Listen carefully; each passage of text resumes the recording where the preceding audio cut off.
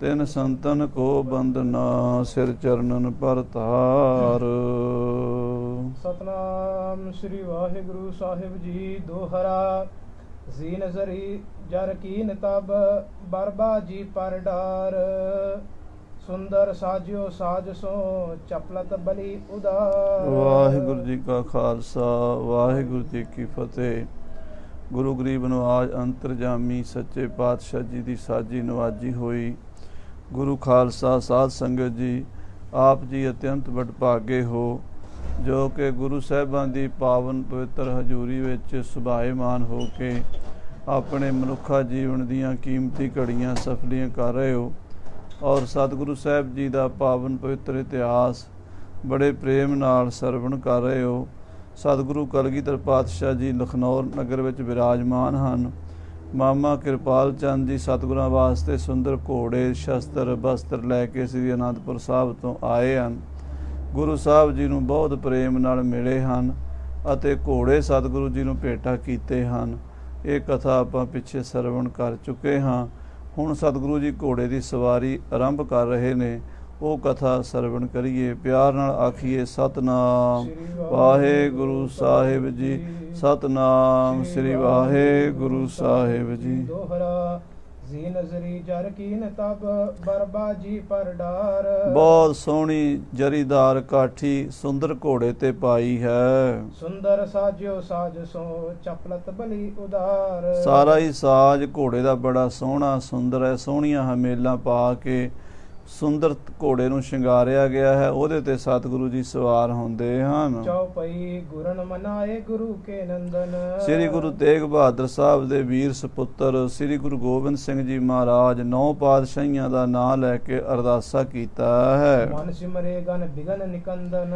ਸਾਰੇ ਬਿਗਨਾਂ ਨੂੰ ਦੂਰ ਕਰਨ ਵਾਲੇ ਸਤਿਗੁਰੂ ਜੀ ਨੂੰ ਯਾਦ ਕਰਕੇ, ਕਿਉਂਕਿ ਐਸੀ ਮਰਜ਼ਾਦਾ ਵੀ ਲਿਖੀ ਹੋਈ ਹੈ ਵੀ ਜਦੋਂ ਪਹਿਲੀ ਵਾਰ ਘੋੜੇ ਤੇ ਸਵਾਰ ਹੋਈਏ ਤਾਂ ਅਰਦਾਸ ਕਰੀਏ ਕਿ ਮਹਾਰਾਜ ਘੋੜੇ ਸਵਾਰ ਦੀ ਵਿੱਦਿਆ ਬਖਸ਼ੋ, ਕਿਉਂਕਿ ਇਹ ਵੀ ਵਿੱਦਿਆ ਹੈ, ਬਹੁਤ ਕਠਿਨ ਵਿੱਦਿਆ ਹੈ, ਜੰਗੀ ਵਿੱਦਿਆ ਹੈ। ਹਰ ਇੱਕ ਇਸ ਵਿੱਦਿਆ ਵਿੱਚ ਨਿਪੁੰਨ ਨਹੀਂ ਹੋ ਸਕਦਾ। ਗੁਰੂ ਕਿਰਪਾ ਹੋਵੇ ਤਾਂ ਹੀ ਘੋੜੇ ਦੀ ਸਵਾਰੀ ਹੁੰਦੀ ਹੈ। ਸੋ ਮਹਾਰਾਜ ਸੱਚੇ ਪਾਤਸ਼ਾਹ ਜੀ ਨੇ ਸਾਨੂੰ ਸਿਖਾਉਣ ਵਾਸਤੇ ਵੀ ਘੋੜੇ ਤੋਂ ਚੜ੍ਹਨ ਤੋਂ ਪਹਿਲਾਂ ਅਰਦਾਸ ਕਿਵੇਂ ਕਰੀਦੀ ਹੈ, ਆਪ ਅਰਦਾਸ ਕੀਤੀ ਹੈ। ਚੜੇ ਤੁਰੰਗ ਸੰਗ ਚਪਲਾਈ। ਮਹਾਰਾਜ ਸੱਚੇ ਪਾਤਸ਼ਾਹ ਬੜੀ ਫੁਰਤੀ ਨਾਲ ਪਲਾਕੀ ਮਾਰ ਕੇ ਘੋੜੇ ਤੇ ਸਵਾਰ ਹੋਏ ਹਨ। ਪ੍ਰੇਰਨ ਕੀਨੋ ਬਾਗ ਉਠਾਈ। ਤੇ ਜਦੋਂ ਘੋੜੇ ਦੀਆਂ ਬਾਗਾਂ ਉਠਾਈਆਂ ਨੇ, ਘੋੜੇ ਨੂੰ ਅੱਡੀ ਲਾਈ ਹੈ, ਇੱਕ ਬਾਜਲੇ ਆਏ ਕਿਰਪਾਲ। ਤਾਂ ਇੱਕ ਮਾਮਾ ਕਿਰਪਾਲ ਚੰਦ ਜੀ ਬਾਜ ਵੀ ਲੈ ਕੇ ਆਏ ਸਨ ਸ਼ਿਕਾਰ ਖੇਡਣ ਵਾਸਤੇ। ਕਹਿ ਕਰਤਾ ਹੈ ਮਿਲਾਇਓ ਨਾਲ। ਉਹਨੂੰ ਵੀ ਨਾਲ ਮਿਲਾ ਲਿਆ ਹੈ। ਮੀਰ ਸ਼ਿਕਾਰ ਭਇਓ ਤਬ ਆਗੇ। ਸੋ ਸ਼ਿਕਾਰ ਖੇਡਣ ਵਾਲੇ ਜਿਹੜੇ ਸ਼ਿਕਾਰੀ ਹੁੰਦੇ ਨੇ, ਉਹਨਾਂ ਨੂੰ ਸ਼ਿਕਾਰ ਦੀ ਵਿੱਦਿਆ, ਸ਼ਿਕਾਰ ਖੇਡਣ ਦੇ ਢੰਗ ਤਰੀਕਿਆਂ ਦਾ ਪਤਾ ਹੁੰਦਾ ਹੈ। ਉਹਨਾਂ ਨੂੰ ਮੀਰ ਸ਼ਿਕਾਰੀ ਕਹਿੰਦੇ ਹਨ। ਮੀਰ ਸ਼ਿਕਾਰੀ ਗੁਰੂ ਹਰਗੋਬਿੰਦ ਸਾਹਿਬ ਦੇ ਸਮੇਂ ਤੋਂ ਹੀ ਗੁਰੂ ਘਰ ਚਲੇ ਆ ਰਹੇ ਸਨ ਤੇ ਪੁਰਾਤਨ ਸਮੇਂ ਤੋਂ ਹੁਣ ਤੱਕ ਵੀ ਸ਼੍ਰੋਮਣੀ ਪੰਥਕ ਅਕਾਲੀ ਬੁੱਢੇ ਦਲ ਵਿੱਚ ਮੀਰ ਸ਼ਿਕਾਰੀ ਹੋਏ ਆ। ਇੱਕ ਬਾਬਾ ਮੀਰ ਸ਼ਿਕਾਰੀ ਸਾਡੇ ਬਚਪਨ ਦੇ ਦਿਨਾਂ ਵਿੱਚ ਅਸੀਂ ਵੇਖਿਆ ਸੀ। ਭਾਵੇਂ ਕੋਈ ਵੀ ਪਹਿਰਾ ਕਰਨਾ ਹੋਵੇ, ਗੱਫਾ ਪਾਣੀ ਸ਼ਿਕਾਰ ਖੇਡ ਕੇ ਹੀ ਸਕਦਾ ਸੀ। ਇਹ ਮਰਿਆਦਾ ਸੀ, ਕਹਿੰਦਾ 10ਵੇਂ ਪਾਤਸ਼ਾਹ ਦੀ ਮਰਿਆਦਾ ਨਹੀਂ ਬੰਦ ਹੋਣ ਦੇਣੀ। ਇਹੋ ਜਿਹੇ ਸਿੰਘ ਸਾਧ ਸੰਗਤ ਜੀ ਮਹਾਰਾਜ ਦੇ ਸਮੇਂ ਤੋਂ ਚਲੇ ਆਉਂਦੇ ਹੈ। ਤਾਂ ਮੀਰ ਸ਼ਿਕਾਰ ਭਇਓ ਤਬ ਆਗੇ, ਮੀਰ ਸ਼ਿਕਾਰੀ ਅੱਗੇ ਅੱਗੇ ਚੱਲਿਆ ਹੈ। ਚੱਲੇ ਵਹਿਰ ਕੋ ਆਨੰਦ ਪਾਗੇ। ਮਹਾਰਾਜ ਕਲਗੀਆਂ ਵਾਲੇ ਪਾਤਸ਼ਾਹ ਸ਼ਿਕਾਰ ਖੇਡਣ ਦੇ ਸਰੂਪ ਦੇ ਵਿੱਚ ਤਿਆਰ ਬਰ ਤਿਆਰ ਹੋ ਕੇ ਆਪਣੇ ਦਾਦਾ ਮੀਰੀ ਪੀਰੀ ਦੇ ਮਾਲਕ 6ਵੇਂ ਪਾਤਸ਼ਾਹ ਦੀ ਮਰਿਆਦਾ ਅਨੁਸਾਰ ਚੱਲ ਪਏ ਹਨ। ਸਭ ਕੇ ਹਿਰਦੇ ਪ੍ਰਫੁੱਲਤ ਹੋਏ। ਸਤਿਗੁਰੂ ਜਦੋਂ ਘੋੜੇ ਤੇ ਚੜ੍ਹੇ ਹਨ, ਬੜੀ ਸ਼ਾਨੋ ਸ਼ੌਕਤ ਨਾਲ ਸ੍ਰੀ ਲਖਨੌਰ ਸਾਹਿਬ ਦੀ ਧਰਤੀ ਤੇ ਅੱਗੇ ਮੀਰ ਸ਼ਿਕਾਰੀ ਚੜ੍ਹੇ ਹਨ, ਬਾਜ ਹੱਥ ਵਿੱਚ ਫੜਿਆ ਹੈ। ਏਦਾਂ ਪਾਤਸ਼ਾਹ ਦੀ ਸ਼ਾਨ ਵੇਖੀਏ, ਸਾਰਿਆਂ ਦੇ ਮਨ ਖਿੜ ਗਏ ਹਨ। ਗੁਰੂ ਪਿਤਾ ਮਾਂ ਕੇ ਸਮ ਹੋਏ। ਜਿਹੜੇ ਪੁਰਾਤਨ ਸਿੱਖ ਸਨ, ਜਿਨ੍ਹਾਂ ਨੇ ਉਹ ਨਜ਼ਾਰਾ ਵੇਖਿਆ ਸੀ 6ਵੇਂ ਪਾਤਸ਼ਾਹ ਦਾ, ਉਹ ਕਹਿੰਦੇ ਨੇ ਆਪਣੇ ਦਾਦੇ ਤੇ ਹੀ ਜਾਣਗੇ।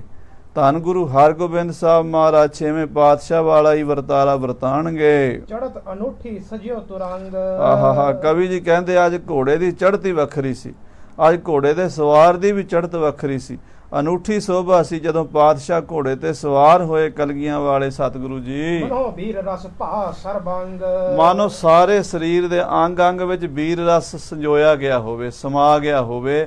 ਮਹਾਰਾਜ ਸੱਚੇ ਪਾਤਸ਼ਾਹ ਦਾ ਸਾਰਾ ਸਰੀਰ, ਸਾਰੇ ਘੋੜੇ ਦੀ ਆਕਿਰਤੀ ਮਾਨੋ ਵੀਰ ਰਸ ਨਹੀਂ ਇਹ ਰੂਪ ਧਾਰਨ ਕੀਤਾ ਹੋਵੇ। ਵਦਨ ਪ੍ਰਫੁੱਲਤ ਕਮਲ ਮਨੋ ਹੈ। ਮਹਾਰਾਜ ਦਾ ਸੋਹਣਾ ਕਮਲ ਵਰਗਾ ਮੁਖੜਾ ਖਿੜਿਆ ਹੋਇਆ ਹੈ। ਚਪਲ ਬਿਲੋਚਨ ਤੇਜ ਕਨੋ ਹੈ। ਔਰ ਨੇਤਰ ਬੜੇ ਚੰਚਲ ਹਨ, ਚਿਹਰੇ ਤੇ ਬੜਾ ਤੇਜ ਪ੍ਰਤਾਪ ਹੈ, ਕਰੋੜਾਂ ਸੂਰਜਾਂ ਜਿੰਨੀ ਚਮਕ ਪੈਂਦੀ ਹੈ। ਪੂਰਬ ਉੱਤਰ ਕੀ ਦਿਸ ਚਾਲੇ। ਮਹਾਰਾਜ ਸੱਚੇ ਪਾਤਸ਼ਾਹ ਉੱਤਰ ਵਾਲੇ ਪਾਸੇ ਨੂੰ, ਲਖਨੌਰ ਤੋਂ ਜਿਹੜੀ ਉੱਤਰ ਵਾਲੀ ਬਾਹੀ ਹੈ ਉਧਰ ਨੂੰ ਚੱਲੇ ਹਨ। ਕਰਤ ਅਖੀਰ ਮ੍ਰਿਗਨ ਕੇ ਭਾਲੇ। ਔਰ ਸ਼ਿਕਾਰ ਭਾਲਦੇ ਹਨ, ਜੰਗਲਾਂ ਵਿੱਚੋਂ, ਖੇਤਾਂ ਵਿੱਚੋਂ ਜਿਹੜਾ ਵੀ ਕੋਈ ਸ਼ਿਕਾਰ ਮਿਲਦਾ ਉਹਦਾ ਸ਼ਿਕਾਰ ਕਰਦੇ ਹਨ।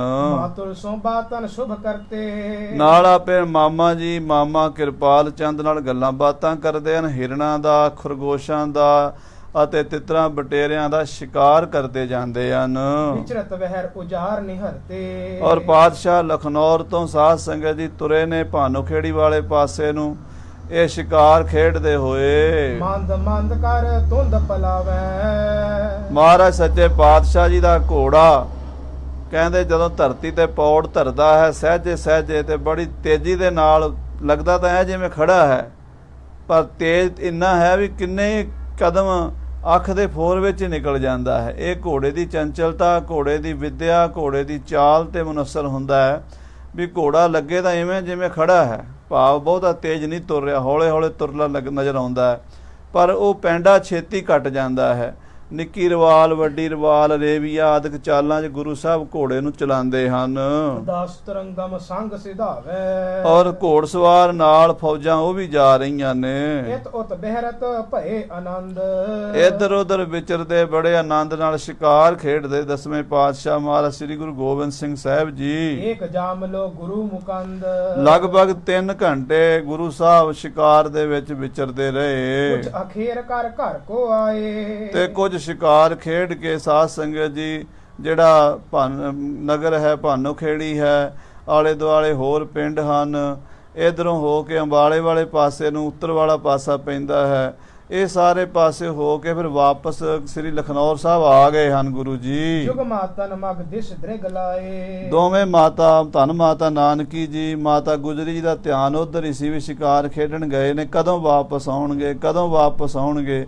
ਜਦੋਂ ਮਹਾਰਾਜ 3-4 ਘੰਟਿਆਂ ਪਿੱਛੋਂ ਵਾਪਸ ਆਏ ਨੇ ਤਾਂ ਮਾਤਾ ਜੀ ਨੂੰ ਬੜੀ ਖੁਸ਼ੀ ਹੋਈ ਹੈ। ਉਦਤ ਮੁਦਤ ਦੇਖ ਪੋਤਰ ਬਦਨ ਕੋ। ਧੰਨ ਮਾਤਾ ਨਾਨਕੀ ਨੇ ਜਦੋਂ ਆਪਣੇ ਪੋਤਰੇ ਨੂੰ ਘੋੜੇ ਤੇ ਚੜਿਆ ਵਾਪਸ ਆਉਂਦਿਆਂ ਵੇਖਿਆ ਤੇ ਬਹੁਤ ਹੀ ਖੁਸ਼ ਹੋਈ। ਖਰੀ ਪੌਰ ਪਰ ਤਿਆਰ ਸਦਨ ਕੋ।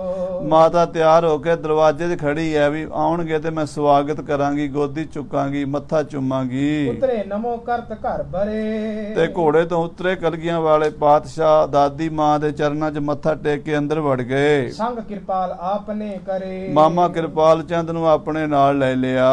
ਇਸ ਵਿਦ ਕੇਤਕ ਦਿਵਸ ਬਿਤਾਏ। ਇਸ ਤਰ੍ਹਾਂ ਕਈ ਦਿਨ ਬਤੀਤ ਕੀਤੇ। ਕਈ ਦਿਨ ਕਦੀ ਮਹਾਰਾਜ ਸੱਚੇ ਪਾਤਸ਼ਾਹ ਜੀ ਦੱਖਣ ਵਾਲੇ ਪਾਸੇ ਨੂੰ ਸ਼ਿਕਾਰ ਖੇਡਣ ਚਲੇ ਜਾਂਦੇ ਲਖਨੌਰ ਤੋਂ, ਕਦੀ ਪੂਰਬ ਵਾਲੇ ਪਾਸੇ ਨੂੰ, ਕਦੀ ਉੱਤਰ ਵਾਲੇ ਪਾਸੇ ਨੂੰ, ਕਦੀ ਸਾਧ ਸੰਗਤ ਜੀ ਪੱਛਮ ਵਾਲੇ ਪਾਸੇ ਨੂੰ।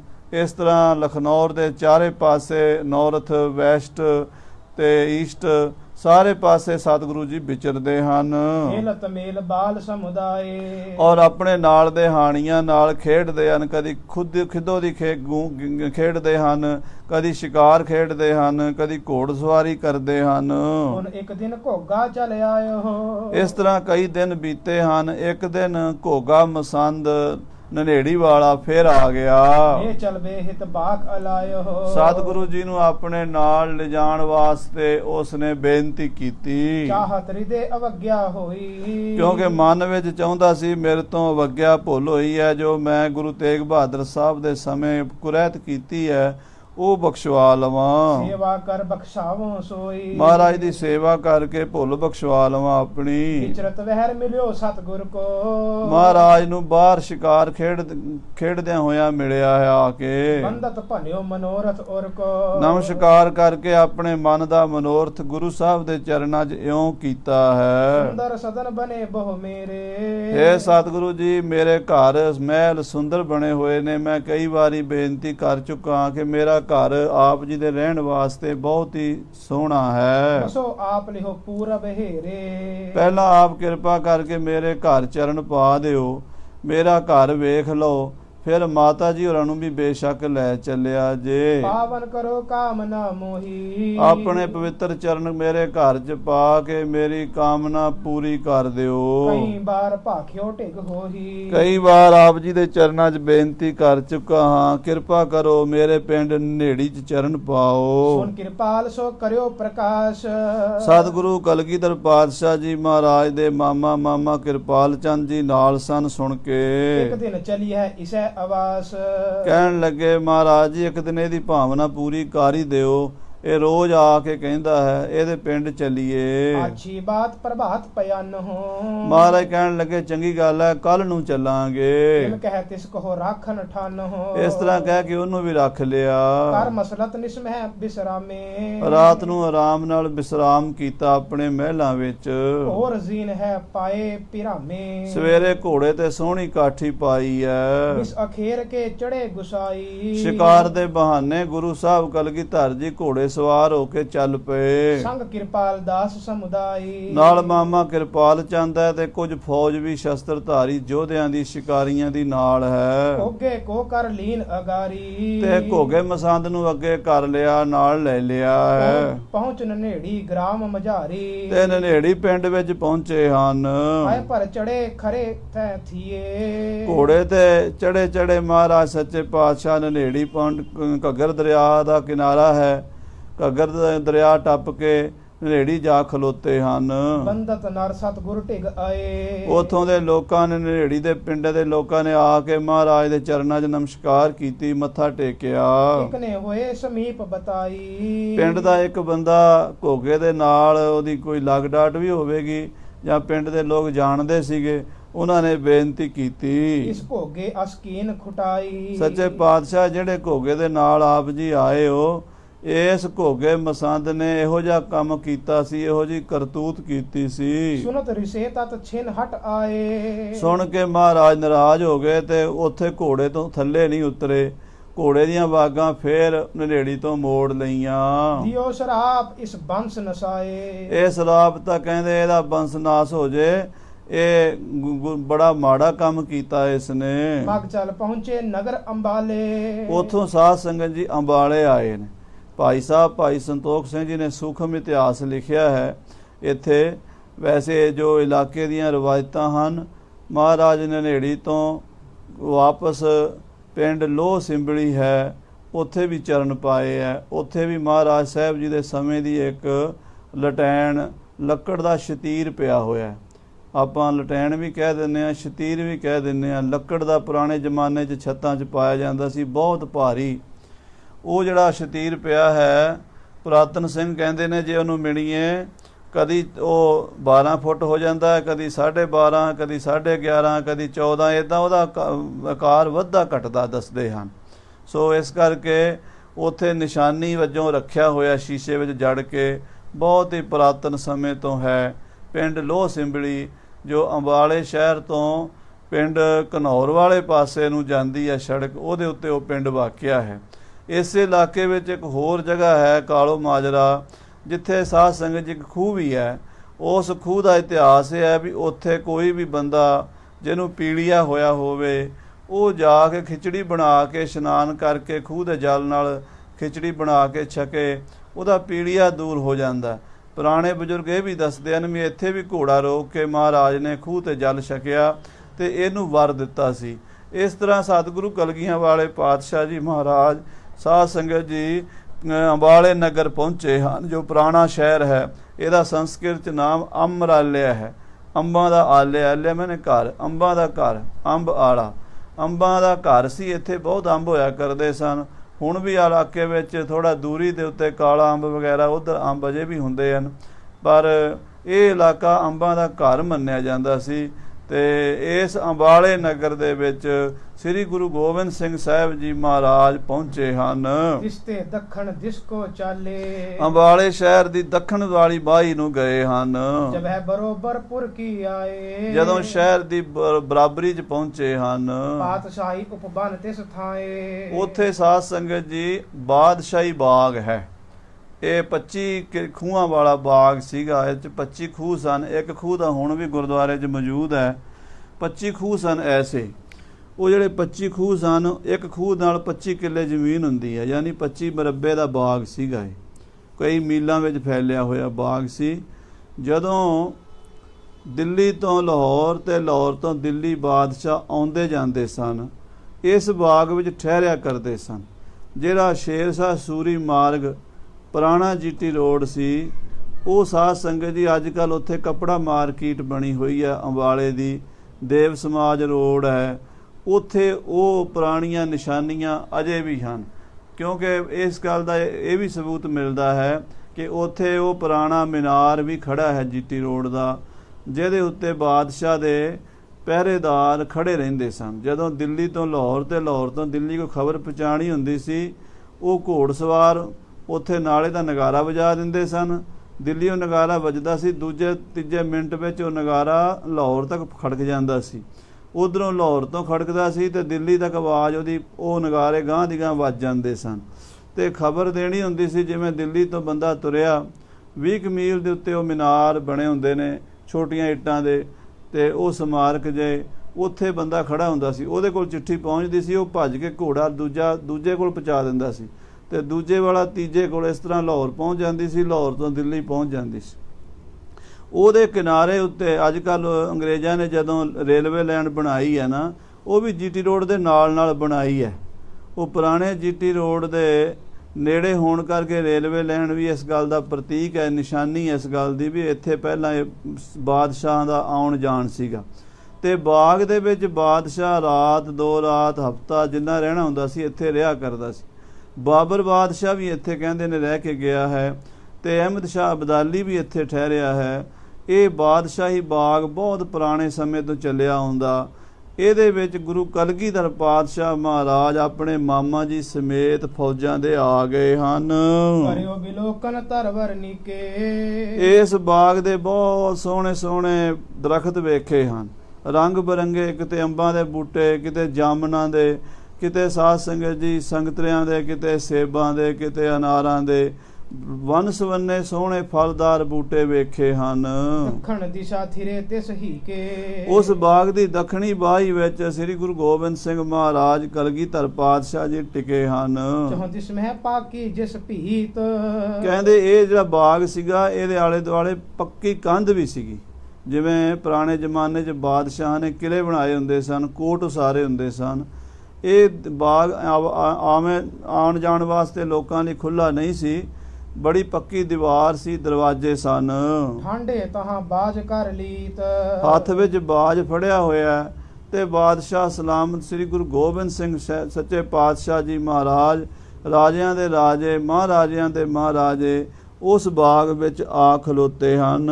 ਤਾਮਾ ਤਿਸੇ ਖੁਲਾਵਣ ਕਰੇ। ਉੱਥੇ ਸਤਿਗੁਰੂ ਜੀ ਨੇ ਆਪਣੇ ਬਾਜ ਨੂੰ ਤਾਮਾ ਖਵਾਇਆ ਹੈ। ਤਾਮੇ ਦਾ ਮਤਲਬ ਹੁੰਦਾ ਹੈ ਬਈ ਕੋਈ ਤਿੱਤਰ, ਬਟੇਰਾ ਜਾਂ ਕਬੂਤਰ ਜਿਹੜਾ ਬਾਜ ਨੂੰ ਛੋਟਾ ਛੋਟਾ ਟੁਕੜੇ ਕਰਕੇ ਉਹਦੇ ਮੂੰਹ 'ਚ ਪਾਉਂਦੇ ਆ ਨਾ, ਪ੍ਰੇਮ ਨਾਲ ਛਕਾਉਂਦੇ ਆ, ਉਹਨੂੰ ਕਹਿੰਦੇ ਨੇ ਤਾਮਾ, ਬਾਜ ਦੀ ਖੁਰਾਕ। ਗੁਰੂ ਸਾਹਿਬ ਜੀ ਉਹਨੂੰ ਆਪਣੇ ਹੱਥੀਂ ਖੁਰਾਕ ਦਿਆ ਕਰਦੇ ਸਨ ਬਾਜ ਨੂੰ। ਸਤਿਗੁਰੂ ਜੀ ਨੇ ਬਾਜ ਨੂੰ ਖੁਰਾਕ ਦਿੱਤੀ ਹੈ, ਭਾਵ ਉਹਨੂੰ ਜੋ ਵੀ ਕਿਸੇ ਚੀਜ਼ ਦਾ ਸ਼ਿਕਾਰ ਮਿਲਿਆ ਛਕਾਇਆ ਹੈ। ਆਛੇ ਤ੍ਰਿਪਤਾਇਓ ਤੈ ਖਰੇ। ਉੱਥੇ ਖਲੋ ਕੇ ਕੁਝ ਸਮਾਂ ਮਹਾਰਾਜ ਆਪਣੇ ਬਾਜ ਨੂੰ ਤਾਮਾ ਖਵਾ ਰਹੇ ਸਨ। ਸੋ ਇਹ ਰਵਾਇਤ ਇਸ ਨਗਰ ਦੇ ਵਿੱਚ, ਅੰਬਾਲੇ ਵਿੱਚ ਚੱਲੀ ਆਉਂਦੀ ਹੈ ਕਿ ਸ਼ਹਿਰ ਦਾ ਜਿਹੜਾ ਕਾਜੀ ਸੀ, ਉਹ ਅਮੀਰਦੀਨ, ਉਹ ਵੀ ਬਾਗ ਵਿੱਚ ਆ ਗਿਆ। ਉਹ ਵੀ ਇੱਥੋਂ ਦਾ ਮਾਲਕ ਸੀ, ਜਿਵੇਂ ਅੱਜ ਕੱਲ੍ਹ ਜ਼ਿਲ੍ਹੇ ਦਾ ਮਾਲਕ DC ਹੁੰਦਾ, ਉਦੋਂ ਸਾਧ ਸੰਗਤ ਜੀ ਹੁੰਦਾ ਸੀਗਾ ਕਾਜੀ। ਸਾਰਾ ਜੱਜ, ਇਨਸਾਫ, ਪ੍ਰਬੰਧ, ਲੈਣ ਦੇਣ, ਡਿਊਟੀਆਂ ਲਾਣੀਆਂ, ਪੁਲਿਸ ਦੇ ਮਹਿਕਮੇ, ਦੂਸਰੇ ਮਹਿਕਮੇ ਕਾਜੀ ਦੇ ਅਧੀਨ ਹੀ ਚੱਲਿਆ ਕਰਦੇ ਸਨ। ਸੋ ਸ਼ਹਿਰ ਦਾ ਵੱਡਾ ਕਾਜੀ ਅਮੀਰਦੀਨ ਬਾਗ ਵਿੱਚ ਆ ਗਿਆ, ਤੇ ਉੱਥੇ ਬਾਗ ਦੇ ਵਿੱਚ ਉਹਨੇ ਮਹਾਰਾਜ ਸੱਚੇ ਪਾਤਸ਼ਾਹ ਜੀ ਨੂੰ ਆਪਣਾ ਇਹ ਬਾਜ ਨੂੰ ਤਾਮਾ ਛਕਾਉਂਦਿਆਂ ਹੋਇਆਂ ਵੇਖਿਆ, ਤੇ ਕਹਿਣ ਲੱਗਾ, ਪੀਰ ਜੀ ਮੇਰੇ ਬਾਜ ਨਾਲ ਬਾਜ ਲੜਾਓ। ਉਹਦੇ ਮਨ 'ਚ ਬੇਈਮਾਨੀ ਸੀ ਵੀ ਗੁਰੂ ਸਾਹਿਬ ਕੋਲ ਬਾਜ ਬੜਾ ਸੋਹਣਾ ਹੈ, ਤੇ ਜੇ ਮੇਰਾ ਬਾਜ ਜਿੱਤ ਗਿਆ ਤੇ ਤੁਹਾਡਾ ਬਾਜ ਮੈਂ ਲੈ ਲਵਾਂਗਾ, ਜੇ ਤੁਹਾਡਾ ਜਿੱਤ ਗਿਆ ਤੇ ਮੇਰਾ ਬਾਜ ਤੁਸੀਂ ਲੈ ਲਿਆ ਜੇ। ਉਹਦਾ ਮਤਲਬ ਇਹ ਸੀ ਵੀ ਮੈਂ, ਗੁਰੂ ਸਾਹਿਬ ਜੀ ਦੀ ਉਮਰ ਛੋਟੀ ਹੈ, 7-8 ਸਾਲ ਦੇ ਬੱਚੇ ਜੇ ਹਨ, ਤੇ ਮੈਂ ਇਹਨਾਂ ਕੋਲੋਂ ਬਾਜ ਧੋਖੇ ਨਾਲ ਖੋਹ ਹੀ ਲੈਣਾ ਹੈ। ਕਾਜੀ ਜੋ ਸੀਗਾ ਸ਼ਹਿਰ ਦਾ ਮਾਲਕ ਸੀ ਤੇ ਗੁਰੂ ਸਾਹਿਬ ਦੀ ਅੰਦਰੂਨੀ ਸ਼ਕਤੀ ਨੂੰ ਜਾਣਦਾ ਨਹੀਂ ਸੀ। ਕਹਿਣ ਲੱਗਾ ਮੇਰੇ ਬਾਜ ਨਾਲ ਬਾਜ ਲੜਾਓ। ਕਲਗੀਧਰ ਪਾਤਸ਼ਾਹ ਕਹਿੰਦੇ ਕਾਜੀ ਸਾਹਿਬ ਜੇ ਸਕਤਾ ਸਕਤੇ ਕੋ ਮਾਰੇ ਤਾਂ ਮਨ ਰੋਸ ਨਾ ਹੋਈ। ਕਹਿੰਦੇ ਜੇ ਤਾਕਤਵਰ ਦੀ ਤਾਕਤਵਰ ਨਾਲ ਲੜਾਈ ਹੁੰਦੀ ਹੈ ਉਹਦਾ ਕਾਹਦਾ, ਉਹਦੀ ਕੀ ਖਾਸੀਅਤ ਹੈ। ਕਹਿੰਦੇ ਜਾਂ ਤਾਂ ਇੱਦਾਂ ਕਰ ਤੂੰ ਆਪਣੀਆਂ ਚਿੜੀਆਂ ਕੱਢ ਸਾਡੇ ਬਾਜ ਨਾਲ ਲੜਾ। ਕਹਿਣ ਲੱਗਾ ਮਹਾਰਾਜ ਤੁਸੀਂ ਮਜ਼ਾਕ ਕਰਦੇ ਹੋ, ਤੁਹਾਡਾ ਬਾਜ ਮੇਰੀਆਂ ਚਿੜੀਆਂ ਖਾ ਕੇ ਚਲਾ ਜਾਏਗਾ ਤੇ ਤੁਸੀਂ ਤਾਂ ਆਪਣੇ ਬਾਜ ਦਾ ਨਾਸ਼ਤਾ ਪਾਣੀ ਕਰਾਉਣਾ ਚਾਹੁੰਦੇ ਹੋ। ਮਹਾਰਾਜ ਕਹਿੰਦੇ ਫਿਰ ਜੇ ਤੈਨੂੰ ਇੰਨਾ ਨਹੀਂ ਤਾਂ ਫਿਰ ਅਸੀਂ ਚਿੜੀਆਂ ਕੱਢਦੇ ਹਾਂ, ਤੂੰ ਆਪਣਾ ਬਾਜ ਕੱਢ ਲੈ।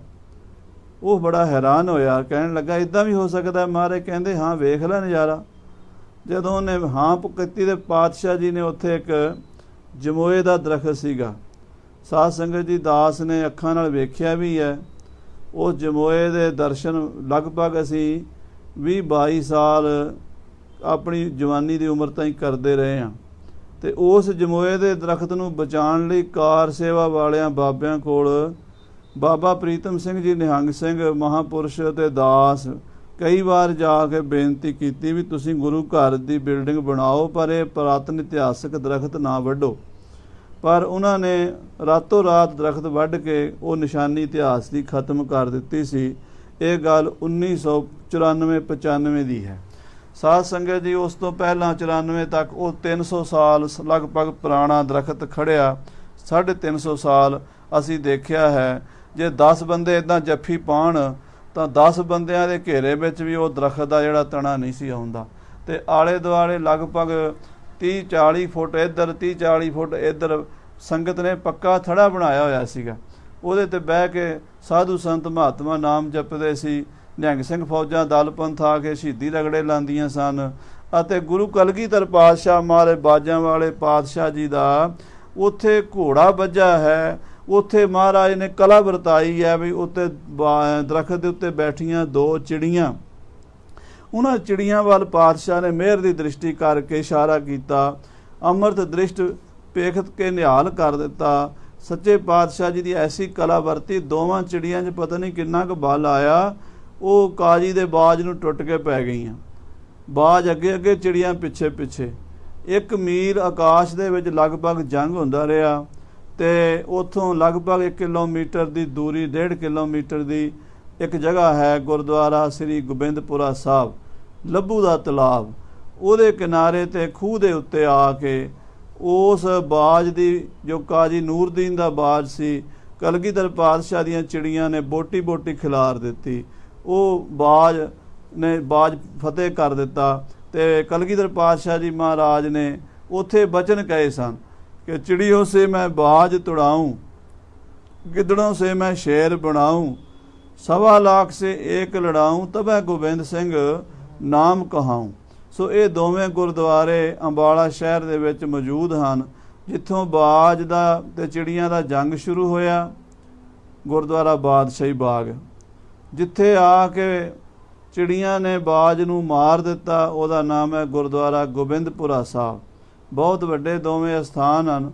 गुरुद्वारा गोबिंदपुरा साहब विखे हर साल गुरु नानक देव जी महाराज के विआह का समागम मनाया जाता है। हज़ारां के हिसाब नाल संगतां उस समागम में शामिल होंदियां ने। ते वैसे भी गुरपुरब गुरुद्वारे लगभग सारे स्थानां ते मनाए जाते हैं। सो साध संगत जी आके आप जी अंबाले शहर के इन्हां पावन इतिहासी स्थानां दे दर्शन कर सकते हो। अंबाले में 6वीं पातशाही का स्थान गुरुद्वारा मंजी साहब बौली साहब है। 9वें पातशाह का गुरुद्वारा सीसगंज है, जिथे भाई जैता जी सीस लैके ठहरे हैं। गुरुद्वारा सतसंगत साहब 9वें पातशाह ते 10वें पातशाह जी के चरण पे हैं। गुरुद्वारा पंजोखरा साहब 8वें पातशाह ने गीता ते गूंगे कोलों अर्थ कराए हैं।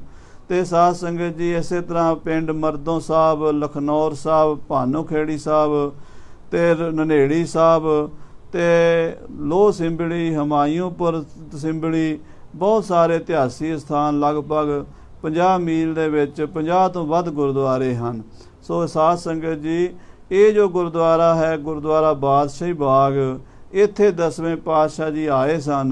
ਇਹ ਕਵੀ ਰਾਜ ਭਾਈ ਸੰਤੋਖ ਸਿੰਘ ਸਾਹਿਬ ਜੀ ਸ੍ਰੀ ਗੁਰਪ੍ਰਤਾਪ ਸੂਰਜ ਗ੍ਰੰਥ ਵਿੱਚ ਵੀ ਲਿਖ ਰਹੇ ਹਨ। ਉਤਰੇ ਨਹੀਂ ਬਹੋਰ ਚਲ ਆਏ। ਇੱਥੇ ਕੌਤਕ ਕਰਕੇ ਫਿਰ ਰਾਤ ਨਹੀਂ ਠਹਿਰੇ, ਸ਼ਾਮ ਨੂੰ ਵਾਪਸ ਲਖਨੌਰ ਪਰਤ ਗਏ ਹਨ। ਸੰਧਿਆ ਭਈ ਭਾਨ ਅਸਤਾਏ। ਚਿੜੀਆਂ ਤੋਂ ਬਾਜ ਤੁੜਾ ਕੇ ਅੰਬਾਲੇ ਤੋਂ ਵਾਪਸ ਚਾਲੇ ਪਾਏ ਤੇ ਸ਼ਾਮ ਸੂਰਜ ਛਿਪਦੇ ਤੱਕ ਆਪਣੇ ਘਰ ਪਿੰਡ ਲਖਨੌਰ ਮਾਤਾ ਜੀ ਦੇ ਚਰਨਾਂ 'ਚ ਜਾ ਹਾਜ਼ਰ ਹੋਏ ਹਨ। ਤਬਹਿ ਆਨ ਪਹੁੰਚੇ ਲਖਨੌਰ। ਜਦੋਂ ਸ਼ਾਮ ਹੋਈ ਤੇ ਲਖਨੌਰ ਸਾਹਿਬ ਆ ਪਹੁੰਚੇ। ਇਸਰਾਮੇ ਸੋਢੀ ਸਿਰ ਮੋਰ। ਸੋਢੀ ਕੁਲ ਸਿਰ ਮੋਰ। ਸ੍ਰੀ ਗੁਰੂ ਗੋਬਿੰਦ ਸਿੰਘ ਸਾਹਿਬ ਜੀ ਨੇ ਰਾਤ ਨੂੰ ਮਾਤਾ ਜੀ ਕੋਲ ਆਰਾਮ ਕੀਤਾ ਹੈ। ਸਾਧ ਸੰਗਤ ਜੀ, ਲਖਨੌਰ ਸਾਹਿਬ ਵਿਖੇ ਆ ਕੇ ਤੁਸੀਂ ਦਰਸ਼ਨ ਕਰੋ। ਮਾਤਾ ਜੀ ਦੇ ਪਲੰਗ ਵੀ ਹਨ, ਫੋਲਡਿੰਗ ਪਲੰਗ ਉਸ ਜ਼ਮਾਨੇ ਦੇ, ਜਿਹੜੇ ਅੱਜ ਕੱਲ੍ਹ ਵੀ ਨਹੀਂ ਬਣ ਸਕਦੇ। ਮਾਤਾ ਜੀ ਦੇ ਵਾਸਤੇ ਸੰਗਤਾਂ ਨੇ ਬਣਾਏ ਸਨ। ਕਲਗੀਧਰ ਪਾਤਸ਼ਾਹ ਦਾ ਪਲੰਗ ਹੈ, ਮਾਤਾ ਜੀ ਦਾ ਪਲੰਗ ਹੈ। ਮਾਤਾ ਜੀ ਦੀਆਂ ਪਰਾਤਾਂ ਹਨ ਲੱਕੜ ਦੀਆਂ, ਆਟਾ ਗੁੰਨਣ ਵਾਲੀਆਂ, ਉਹਨਾਂ ਦੇ ਵੀ ਸੰਗਤਾਂ ਦਰਸ਼ਨ ਕਰ ਸਕਦੀਆਂ। ਕਲਗੀਧਰ ਜੀ ਦੇ ਕੀਮਤੀ ਕਾਤਰੇ ਦੇ ਸ਼ਸਤਰ ਹਨ ਬਾਲ ਅਵਸਥਾ ਦੇ। ਇਸ ਤਰ੍ਹਾਂ ਮਹਾਰਾਜ ਲਖਨੌਰ ਸਾਹਿਬ ਵਾਪਸ ਆਏ ਹਨ। ਇੱਕ ਦਿਨ ਬਹਰ ਚੜੇ ਚੱਲ ਗਏ। ਫਿਰ ਇੱਕ ਦਿਨ ਸ਼ਿਕਾਰ ਖੇਡਣ ਨੂੰ ਚੜੇ ਹਨ। ਮ੍ਰਿਗਨ ਪਲਾਏ ਦੂਰ ਥਿਰ ਥੀਏ। ਮਹਾਰਾਜ ਜੰਗਲ ਵਿੱਚ ਸ਼ਿਕਾਰ ਖੇਡਣ ਗਏ। ਹਿਰਨ 12 ਸਿੰਘੇ ਅੱਗੇ ਅੱਗੇ ਦੌੜਦੇ ਹਨ। ਗ੍ਰਾਮ ਪੁਸਥਲੇ ਕੋ ਵੱਡ ਥੇ।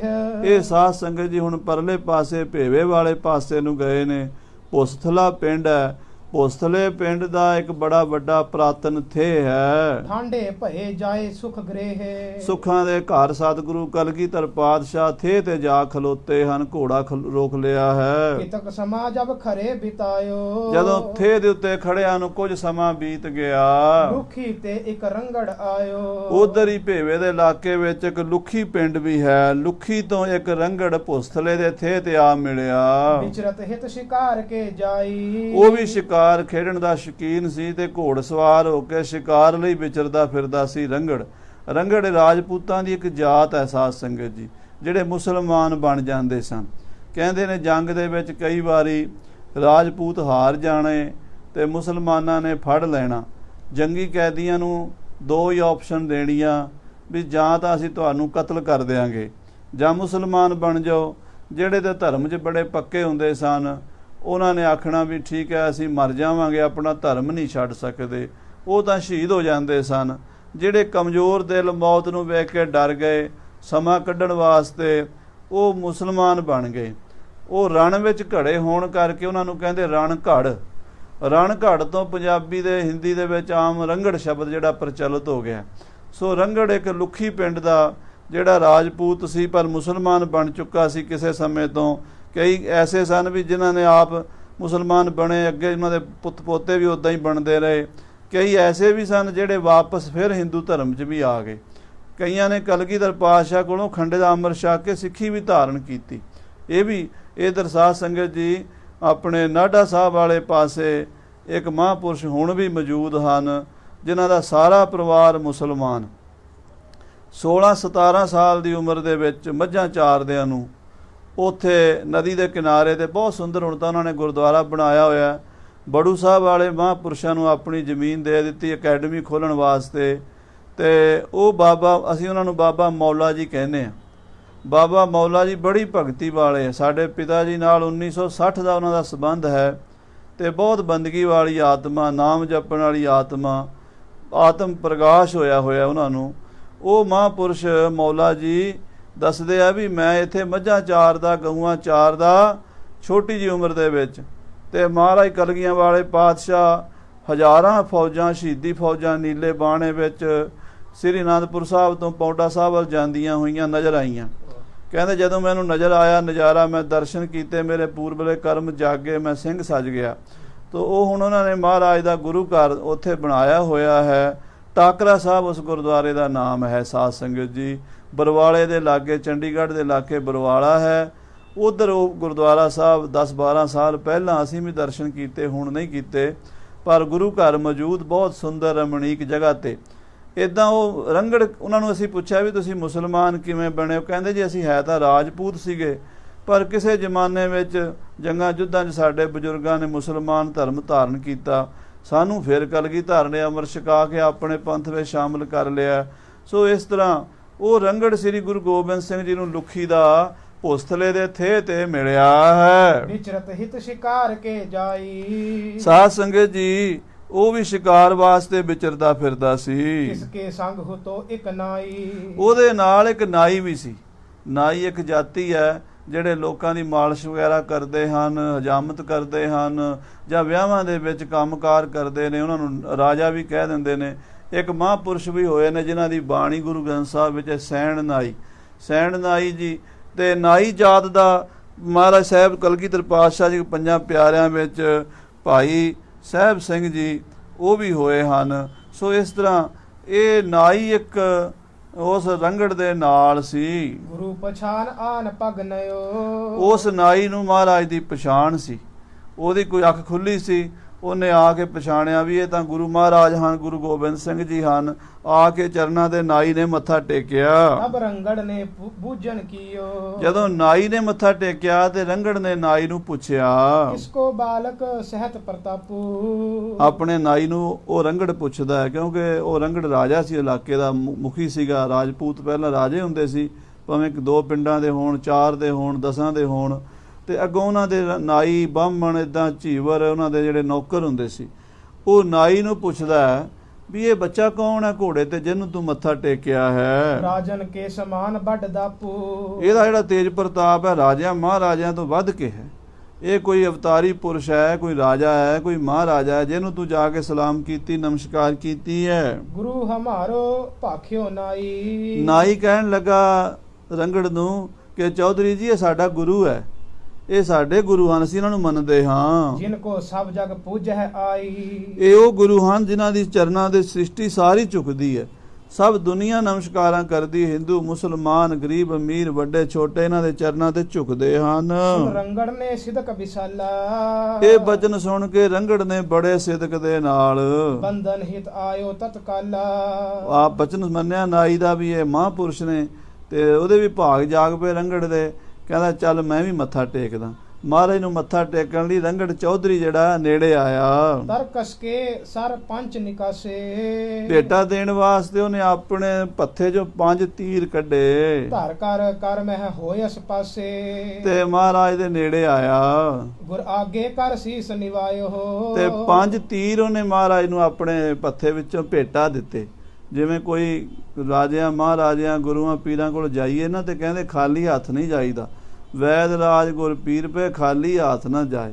ਕੁਛ ਨਾ ਕੁਛ ਭੇਟਾ, ਭਾਵੇਂ ਦਾਤਣ ਹੀ ਤੋੜ ਕੇ ਰੱਖੋ, ਕੌਡੀ ਭਾਵੇਂ ਭੇਟਾ ਰੱਖੋ, ਭਾਵੇਂ 1 ਪੈਸਾ ਹੀ ਰੱਖੋ, ਭੇਟਾ ਰੱਖ ਕੇ ਮੱਥਾ ਟੇਕਣ ਦਾ ਇਹ ਹੁਕਮ ਹੈ, ਮਰਿਆਦਾ ਹੈ। ਸੋ ਖਾਲੀ ਹੱਥ ਮੱਥਾ ਨਹੀਂ ਟੇਕਣਾ। ਇਹ ਸੋਚ ਕੇ ਉਸ ਰੰਗੜ ਨੇ ਮਹਾਰਾਜ ਨੂੰ 5 ਤੀਰ ਆਪਣੇ ਪੱਥੇ ਦੇ ਮੱਥਾ ਟੇਕੇ ਹਨ। ਬਸਤਰ ਹੋ ਬਰਹੇਰ ਅਲਾਇਓ, ਮਹਾਰਾਜ ਸੱਚੇ ਪਾਤਸ਼ਾਹ ਜੀ ਉਹਦੀ ਭਾਵਨਾ ਵੇਖ ਕੇ ਤੇ ਉਹਦੇ 5 ਤੀਰ ਲੈ ਕੇ ਉਹਨੂੰ ਵਰ ਦਿੱਤਾ, ਵਸਦੇ ਰਹੋ। ਇਹ ਵਰ ਬਖਸ਼ ਦਿੱਤਾ। ਸੋ ਪ੍ਰਸੰਨ ਮੁਖ ਤੇ ਸੁਨ ਬੈਨ, ਉਹ ਰੰਗੜ ਸੁਣ ਕੇ ਬਹੁਤ ਹੀ ਖੁਸ਼ ਹੋਇਆ ਜਦੋਂ ਵਰ ਮਿਲ ਗਿਆ ਨਾ ਵੀ ਵਸਦੇ ਰਹੋ, ਸੁਖੀ ਵਸੋ। ਬਹੁਤ ਪ੍ਰਸੰਨ ਹੋਇਆ। ਰੰਗੜ ਭਣੇ ਸੁਮੁਖ ਕਰ ਨੈਣ, ਰੰਗੜ ਮਹਾਰਾਜ ਵੱਲ ਨੇਤਰ ਕਰਕੇ ਸਤਿਗੁਰਾਂ ਨੂੰ ਹੱਥ ਜੋੜ ਕੇ ਬੇਨਤੀ ਕਰਨ ਲੱਗਾ। ਹਰ ਸਰ ਨਿਰਮਲ ਲਿਹੋ ਉਪਾਇਨ, ਮਹਾਰਾਜ ਇਹ ਤੀਰ ਬੜੇ ਸੋਹਣੇ ਹਨ, ਤਿੱਖੇ ਹਨ, ਬੜੇ ਫੁਲਾਦੀ ਹਨ, ਆਪ ਜੀ ਭੇਟਾ ਪ੍ਰਵਾਨ ਕਰੋ। ਪੁਨਹ ਸਪਰਸੋਂ ਕਰ ਸੋ ਪਾਇਨ, ਫਿਰ ਮੈਂ ਤੁਹਾਡੇ ਚਰਨ ਪਰਸਾਂ। ਇੱਕ ਸ਼ਰਦਾ ਗਹਿ ਲੀਨੇ ਹਾਥ, ਉਹਦੀ ਸ਼ਰਧਾ ਵੇਖ ਕੇ ਤੀਰ ਆਪਣੇ ਹੱਥ ਵਿੱਚ ਲੈ ਲਏ। ਤਬ ਤਿਨ ਧਰਿਓ ਚਰਨ ਪਰ ਮਾਥ, ਤੀਰ ਮਹਾਰਾਜ ਨੂੰ ਫੜਾ ਕੇ ਤੇ ਉਹਨੇ ਮਹਾਰਾਜ ਦੇ ਚਰਨ ਫੜ ਲਏ ਤੇ ਮੱਥਾ ਕਲਗੀਧਰ ਦੇ ਚਰਨਾਂ ਤੇ ਰੱਖ ਦਿੱਤਾ। ਹਰਕਤ ਹੋਏ ਸਦਨ ਸਿਧਾਰਾ, ਉਹ ਬੜੀ ਖੁਸ਼ੀ ਦੇ ਨਾਲ ਦਰਸ਼ਨ ਕਰਕੇ ਆਪਣੇ ਘਰ ਗਿਆ। ਸਤਿਗੁਰ ਹੈ ਨਿਜ ਮਾਰਗ ਡਾਰਾ, ਤੇ ਮਹਾਰਾਜ ਉਹਦੇ 5 ਤੀਰ ਭੇਟਾ ਲੈ ਕੇ ਆਪਣਾ ਘੋੜਾ ਅੱਗੇ ਤੋਰ ਲਿਆ। ਆਵਤ ਭੇ ਲਖਨੌਰ ਮਝਾਰਾ, ਵਾਪਸ ਲਖਨੌਰ ਸਾਹਿਬ ਆ ਗਏ ਨੇ। ਇਸ ਬਿਸਰਾਮ ਕੀਨ ਸੁਖਕਾਰਾ, ਰਾਤ ਨੂੰ ਮਹਾਰਾਜ ਨੇ ਘਰ ਬਿਸਰਾਮ ਕੀਤਾ ਇਸ ਹੈ। ਪ੍ਰਕਾਰ ਤਹ ਸਮੈ ਬਿਤਾਇਓ। ਇਸ ਪ੍ਰਕਾਰ ਸ੍ਰੀ ਲਖਨੌਰ ਸਾਹਿਬ ਦੇ ਇਲਾਕੇ ਵਿੱਚ ਸਾਧ ਸੰਗਤ ਜੀ ਇਧਰ ਭੇਵੇ ਵਾਲੇ ਪਾਸੇ ਵੀ ਚਰਨ ਪਾਉਂਦੇ ਰਹੇ। ਕੁਝ ਗੱਲਾਂ ਕਵਿਰਾਜ ਭਾਈ ਸੰਤੋਖ ਸਿੰਘ ਜੀ ਦੇ ਜਿਹਨ ਵਿੱਚ ਨਹੀਂ ਆ ਸਕੀਆਂ ਜਾਂ ਉਹਨਾਂ ਦੇ ਕੋਲ ਮਹਾਰਾਜ ਦਾ ਇਤਿਹਾਸ ਨਹੀਂ ਪਹੁੰਚਿਆ ਜਿਹੜਾ ਇਸ ਇਲਾਕੇ ਵਿੱਚ ਪ੍ਰਚਲਿਤ ਹੈ। ਮਹਾਰਾਜ ਇਸ ਇਲਾਕੇ ਵਿੱਚ ਵਿਚਰਦੇ ਹੋਏ ਨਨੇੜਾ ਪਿੰਡ ਹੈ ਅੰਬਾਲਾ ਕੈਂਟ ਦੇ ਕੋਲ, ਉੱਥੇ ਵੀ ਚਰਨ ਪਾਏ ਹਨ। ਉੱਥੇ ਮਹਾਰਾਣੀ ਚੰਦ ਕੌਰ ਜਿਹੜੀ ਹੋਈ ਹੈ ਸਿੱਖਾਂ ਦੀ ਰਾਣੀ, ਖੜਗ ਸਿੰਘ ਦੀ ਮਹਾਰਾਣੀ, ਉਹ ਕਿਤੇ ਹਰਿਦੁਆਰ ਯਾਤਰਾ ਤੇ ਜਾਂਦੀ ਹੋਈ ਠਹਿਰੀ ਸੀ। ਉਹਨੂੰ ਉੱਥੋਂ ਦੇ ਲੋਕਾਂ ਨੇ ਦੱਸਿਆ ਵੀ ਇੱਥੇ ਸ੍ਰੀ ਗੁਰੂ ਗੋਬਿੰਦ ਸਿੰਘ ਜੀ ਨੇੜੇ ਪਿੰਡ ਠਹਿਰੇ ਹਨ। ਤਾਂ ਰਾਣੀ ਨੇ ਉੱਥੇ ਮਹਾਰਾਜ ਕਲਗੀਧਰ ਜੀ ਦੇ ਵਾਸਤੇ ਜ਼ਮੀਨ ਖਰੀਦ ਕੇ ਗੁਰਦੁਆਰਾ ਬਣਾਇਆ। ਬਾਅਦ ਵਿੱਚ ਸੇਠ ਬਨਾਰਸੀ ਦਾਸ ਹੋਇਆ, 1900 ਦੇ ਲਗਭਗ ਉਹਨੇ ਸੇਵਾ ਕਰਾਈ। ਭਾਈ ਕਾਹਨ ਸਿੰਘ ਜੀ ਨਾਭਾ ਨੇ ਮਾਨਕੋਸ਼ ਵਿੱਚ ਨਨੇੜਾ ਪਿੰਡ ਦੇ ਵਿੱਚ ਬਨਾਰਸੀ ਦਾਸ ਦੁਆਰਾ ਬਣਾਏ ਗੁਰਦੁਆਰੇ ਦਾ ਜ਼ਿਕਰ ਕੀਤਾ ਹੈ। ਪਰ ਹੌਲੇ ਹੌਲੇ ਲੋਕਾਂ ਨੇ ਉਸ ਇਤਿਹਾਸ ਨੂੰ ਫਿਰ ਦਬਾਇਆ। ਇੱਕ ਗੁਰਮੁਖ ਪਿਆਰੇ ਭਾਈ ਧੰਨਾ ਸਿੰਘ ਜੀ ਸਾਈਕਲ ਸਵਾਰ, ਉਹਨਾਂ ਨੇ ਗੁਰੂ ਮਹਾਰਾਜ ਦੇ ਗੁਰਦੁਆਰਿਆਂ ਦੀ ਯਾਤਰਾ ਕੀਤੀ ਹੈ 1930 ਤੋਂ ਲੈ ਕੇ 1934 ਤੱਕ। ਅੱਜ ਕੱਲ੍ਹ ਉਹਨਾਂ ਦੀ ਯਾਤਰਾ ਦੀਆਂ 8 ਡਾਇਰੀਆਂ ਇੱਕ ਗ੍ਰੰਥ ਦੇ ਰੂਪ ਵਿੱਚ ਸਰਦਾਰ ਚੇਤਨ ਸਿੰਘ ਜੀ ਭਾਸ਼ਾ ਵਿਭਾਗ ਪਟਿਆਲਾ ਦੇ ਰਿਟਾਇਰਡ ਅਫਸਰ ਹਨ, ਉਹਨਾਂ ਨੇ ਉਹ ਸਾਰੀਆਂ ਡਾਇਰੀਆਂ ਗ੍ਰੰਥ ਦੇ ਰੂਪ ਵਿੱਚ ਛਾਪ ਦਿੱਤੀਆਂ। ਉਹਦੇ ਵਿੱਚ ਵੀ ਉਹਨਾਂ ਨੇ ਜ਼ਿਕਰ ਕੀਤਾ ਵੀ ਅਸੀਂ ਨੇੜੇ ਪਿੰਡ ਗਏ ਸੀ ਤੇ ਉੱਥੇ ਰਾਣੀ ਦਾ ਬਣਾਇਆ ਹੋਇਆ ਸਥਾਨ, ਉਹਦੇ ਵੀ ਦਰਸ਼ਨ, ਪਰ ਪਿੰਡ ਵਾਲੇ ਹੁਣ ਜ਼ਮੀਨ ਤੇ ਕਬਜ਼ਾ ਕਰਕੇ ਇਤਿਹਾਸ ਖੁਰਦ-ਬੁਰਦ ਕਰ ਰਹੇ। ਸੋ ਸਾਧ ਸੰਗਤ ਜੀ, ਅੱਜ ਤੋਂ ਕੋਈ 30 ਸਾਲ ਪਹਿਲਾਂ ਅਸੀਂ ਜਦੋਂ ਮਾਨਕੋਸ਼ ਪੜ੍ਹਿਆ, ਉਦੋਂ ਸਾਨੂੰ ਬੱਚੇ ਸੀ ਅਸੀਂ, ਤੇ ਅਸੀਂ ਸਾਈਕਲਾਂ ਤੇ ਹੀ ਉੱਥੇ ਗਏ। ਤੇ ਗੁਰਦੁਆਰਾ ਤਾਂ ਸੀਗਾ, ਪਰ ਗੁਰਦੁਆਰੇ ਦੇ ਵਿੱਚ ਥੱਲੇ ਉਹ ਜਿਹੜੇ ਦਰਜੀ ਲੋਕ ਬੈਠੇ ਬੀੜੀਆਂ ਸਿਗਰਟਾਂ ਵੀ ਪੀਂਦੇ, ਉਹਨਾਂ ਨੂੰ ਆਖਿਆ ਵੀ ਤੁਸੀਂ ਕੀ ਕਰਦੇ ਹੋ? ਉਹ ਕਹਿੰਦੇ ਜੀ ਇਹ ਤਾਂ ਸਾਡੀ ਇਹ ਧਰਮਸ਼ਾਲਾ ਹੈ। ਉਹਨਾਂ ਨੇ ਗੁਰਦੁਆਰਾ ਤਾਂ ਸੀਗਾ, ਪ੍ਰਕਾਸ਼ ਤਾਂ ਸੀ। ਫਿਰ ਪਿੰਡ ਦੇ ਭਾਈ ਅਵਤਾਰ ਸਿੰਘ ਜੀ ਤੇ ਭਾਈ ਜਸਪਾਲ ਸਿੰਘ ਜੀ, ਉਹਨਾਂ ਨੂੰ ਬੇਨਤੀ ਕੀਤੀ। ਉਹ ਕਹਿੰਦੇ ਸਾਨੂੰ ਇਤਿਹਾਸ ਨਹੀਂ ਪਤਾ, ਪਰ ਜਦੋਂ ਇਤਿਹਾਸ ਕੱਢ ਕੇ ਦਿਖਾਇਆ, ਉਹਨਾਂ ਨੇ ਫਿਰ ਗੁਰਦੁਆਰੇ ਦੀ ਸੇਵਾ ਕਰਾਈ। ਹੁਣ ਉਹ ਗੁਰਦੁਆਰਾ ਫਿਰ ਸੁੰਦਰ ਬਣਿਆ ਹੋਇਆ, ਸੰਗਤਾਂ ਉੱਥੇ ਦੀਵਾਨ ਲਾਉਂਦੀਆਂ ਨੇ। ਇਹ ਨਨੇੜਾ ਪਿੰਡ ਹੈ। ਇਸੇ ਤਰ੍ਹਾਂ ਸਾਧ ਸੰਗਤ ਜੀ, ਰਾਣੀ ਮਾਜਰਾ ਪਿੰਡ ਹੈ, ਉੱਥੇ ਵੀ ਮਹਾਰਾਜ ਨੇ ਚਰਨ ਪਏ ਹਨ ਕਲਗੀਧਰ ਪਾਤਸ਼ਾਹ ਜੀ ਦੇ। ਇੱਧਰ ਨਨੇੜੀ ਸਾਹਿਬ ਆਪਾਂ ਜ਼ਿਕਰ ਸੁਣ ਚੁੱਕੇ ਹਾਂ। ਇਹ ਨਨੇੜੀ ਪਿੰਡ ਜਾਣਾ ਹੋਵੇ ਤਾਂ ਸ਼ੰਭੂ ਜਿਹੜਾ ਰੇਲਵੇ ਸਟੇਸ਼ਨ ਹੈ ਜਾਂ ਸ਼ੰਭੂ ਬਾਰਡਰ ਹੈ, ਉੱਥੋਂ ਲਗਭਗ 10 ਕਿਲੋਮੀਟਰ ਸਾਨੂੰ ਘਨੌਰ ਵਾਲੇ ਪਾਸੇ ਜਾ ਕੇ ਜੰਡ ਮਘੌਲੀ, ਪਿੱਪਲ ਮਘੌਲੀ ਪਿੰਡ ਆਉਂਦੇ ਨੇ, ਉੱਥੋਂ ਪਤਾ ਕਰਕੇ ਨਨੇੜੀ ਜਾ ਸਕਦੇ ਹਾਂ। ਅੰਬਾਲੇ ਵੱਲੋਂ ਜਦੋਂ ਘਨੌਰ ਨੂੰ ਜਾਈਏ ਤਾਂ ਪਿੰਡ ਲੋਹ ਸਿੰਬੜੀ ਦੇ ਲਾਗਿਓਂ ਦੀ ਊਂਠਸਰ ਵੱਲੋਂ ਉੱਧਰੋਂ ਵੀ ਉਸ ਪਿੰਡ ਜਾ ਸਕਦੇ ਹਾਂ। ਉੱਥੇ ਵੀ ਮਹਾਰਾਜ ਦਾ ਇਤਿਹਾਸਿਕ ਗੁਰਦੁਆਰਾ ਨਨੇੜੀ ਪਿੰਡ 'ਚ ਬਣਿਆ ਹੋਇਆ। ਇੱਕ ਨਨੇੜੀ ਹੈ, ਇੱਕ ਨਨੇੜਾ ਹੈ। ਇੱਕ ਮਰਦੋਂ ਸਾਹਿਬ ਗੁਰਦੁਆਰਾ ਹੈ, ਜਿੱਥੇ ਮਹਾਰਾਜ ਗੁਰੂ ਤੇਗ ਬਹਾਦਰ ਸਾਹਿਬ ਦੇ ਵੀ ਚਰਨ ਪਏ ਨੇ, ਗੁਰੂ ਗੋਬਿੰਦ ਸਿੰਘ ਜੀ ਦੇ ਵੀ ਚਰਨ ਪਏ ਨੇ। ਗੇਂਦ ਸਾਹਿਬ ਗੁਰਦੁਆਰਾ ਉਹ ਭਾਨੋਖੇੜੀ ਪਿੰਡ ਦੇ ਵਿੱਚ ਮੌਜੂਦ ਹੈ, ਜਿੱਥੇ ਮਹਾਰਾਜ ਗੇਂਦ ਵੀ ਖੇਡਿਆ ਕਰਦੇ ਸਨ। ਇੱਕ ਸੱਪ ਜਿਹੜਾ ਇੱਕ ਰਾਖਸ਼ ਸੀਗਾ, ਉਹ ਸੱਪ ਦੇ ਰੂਪ 'ਚ ਉੱਥੇ ਰਹਿੰਦਾ ਸੀ ਤੇ ਬਹੁਤ ਲੋਕਾਂ ਨੂੰ ਦੁੱਖ ਦਿੰਦਾ ਸੀ। ਮਹਾਰਾਜ ਨੇ ਤੀਰ ਦੇ ਨਾਲ ਉਹਦਾ ਵੀ ਉਧਾਰ ਕੀਤਾ, ਉਸਦੀ ਆਤਮਾ ਨੂੰ, ਉਹ ਜਿਹੜਾ ਦੈਂਤ ਹੀ ਸੀ ਕੋਈ ਪੁਰਾਤਨ ਯੁੱਗਾਂ ਦਾ, ਉਹਦੀ ਮੁਕਤੀ ਕੀਤੀ, ਸ਼ਾਂਤੀ ਦਿੱਤੀ। ਇਸੇ ਤਰ੍ਹਾਂ ਸੂਲਰ ਪਿੰਡ ਹੈ ਸਾਧ ਸੰਗਤ ਜੀ, ਸੂਲਰ ਬੁਲਾਣਾ। ਸੂਲਰ ਪਿੰਡ ਦੇ ਵਿੱਚ ਗੁਰੂ ਮਹਾਰਾਜ ਦਾ ਗੁਰਦੁਆਰਾ ਕੰਘਾ ਸਾਹਿਬ ਹੈ।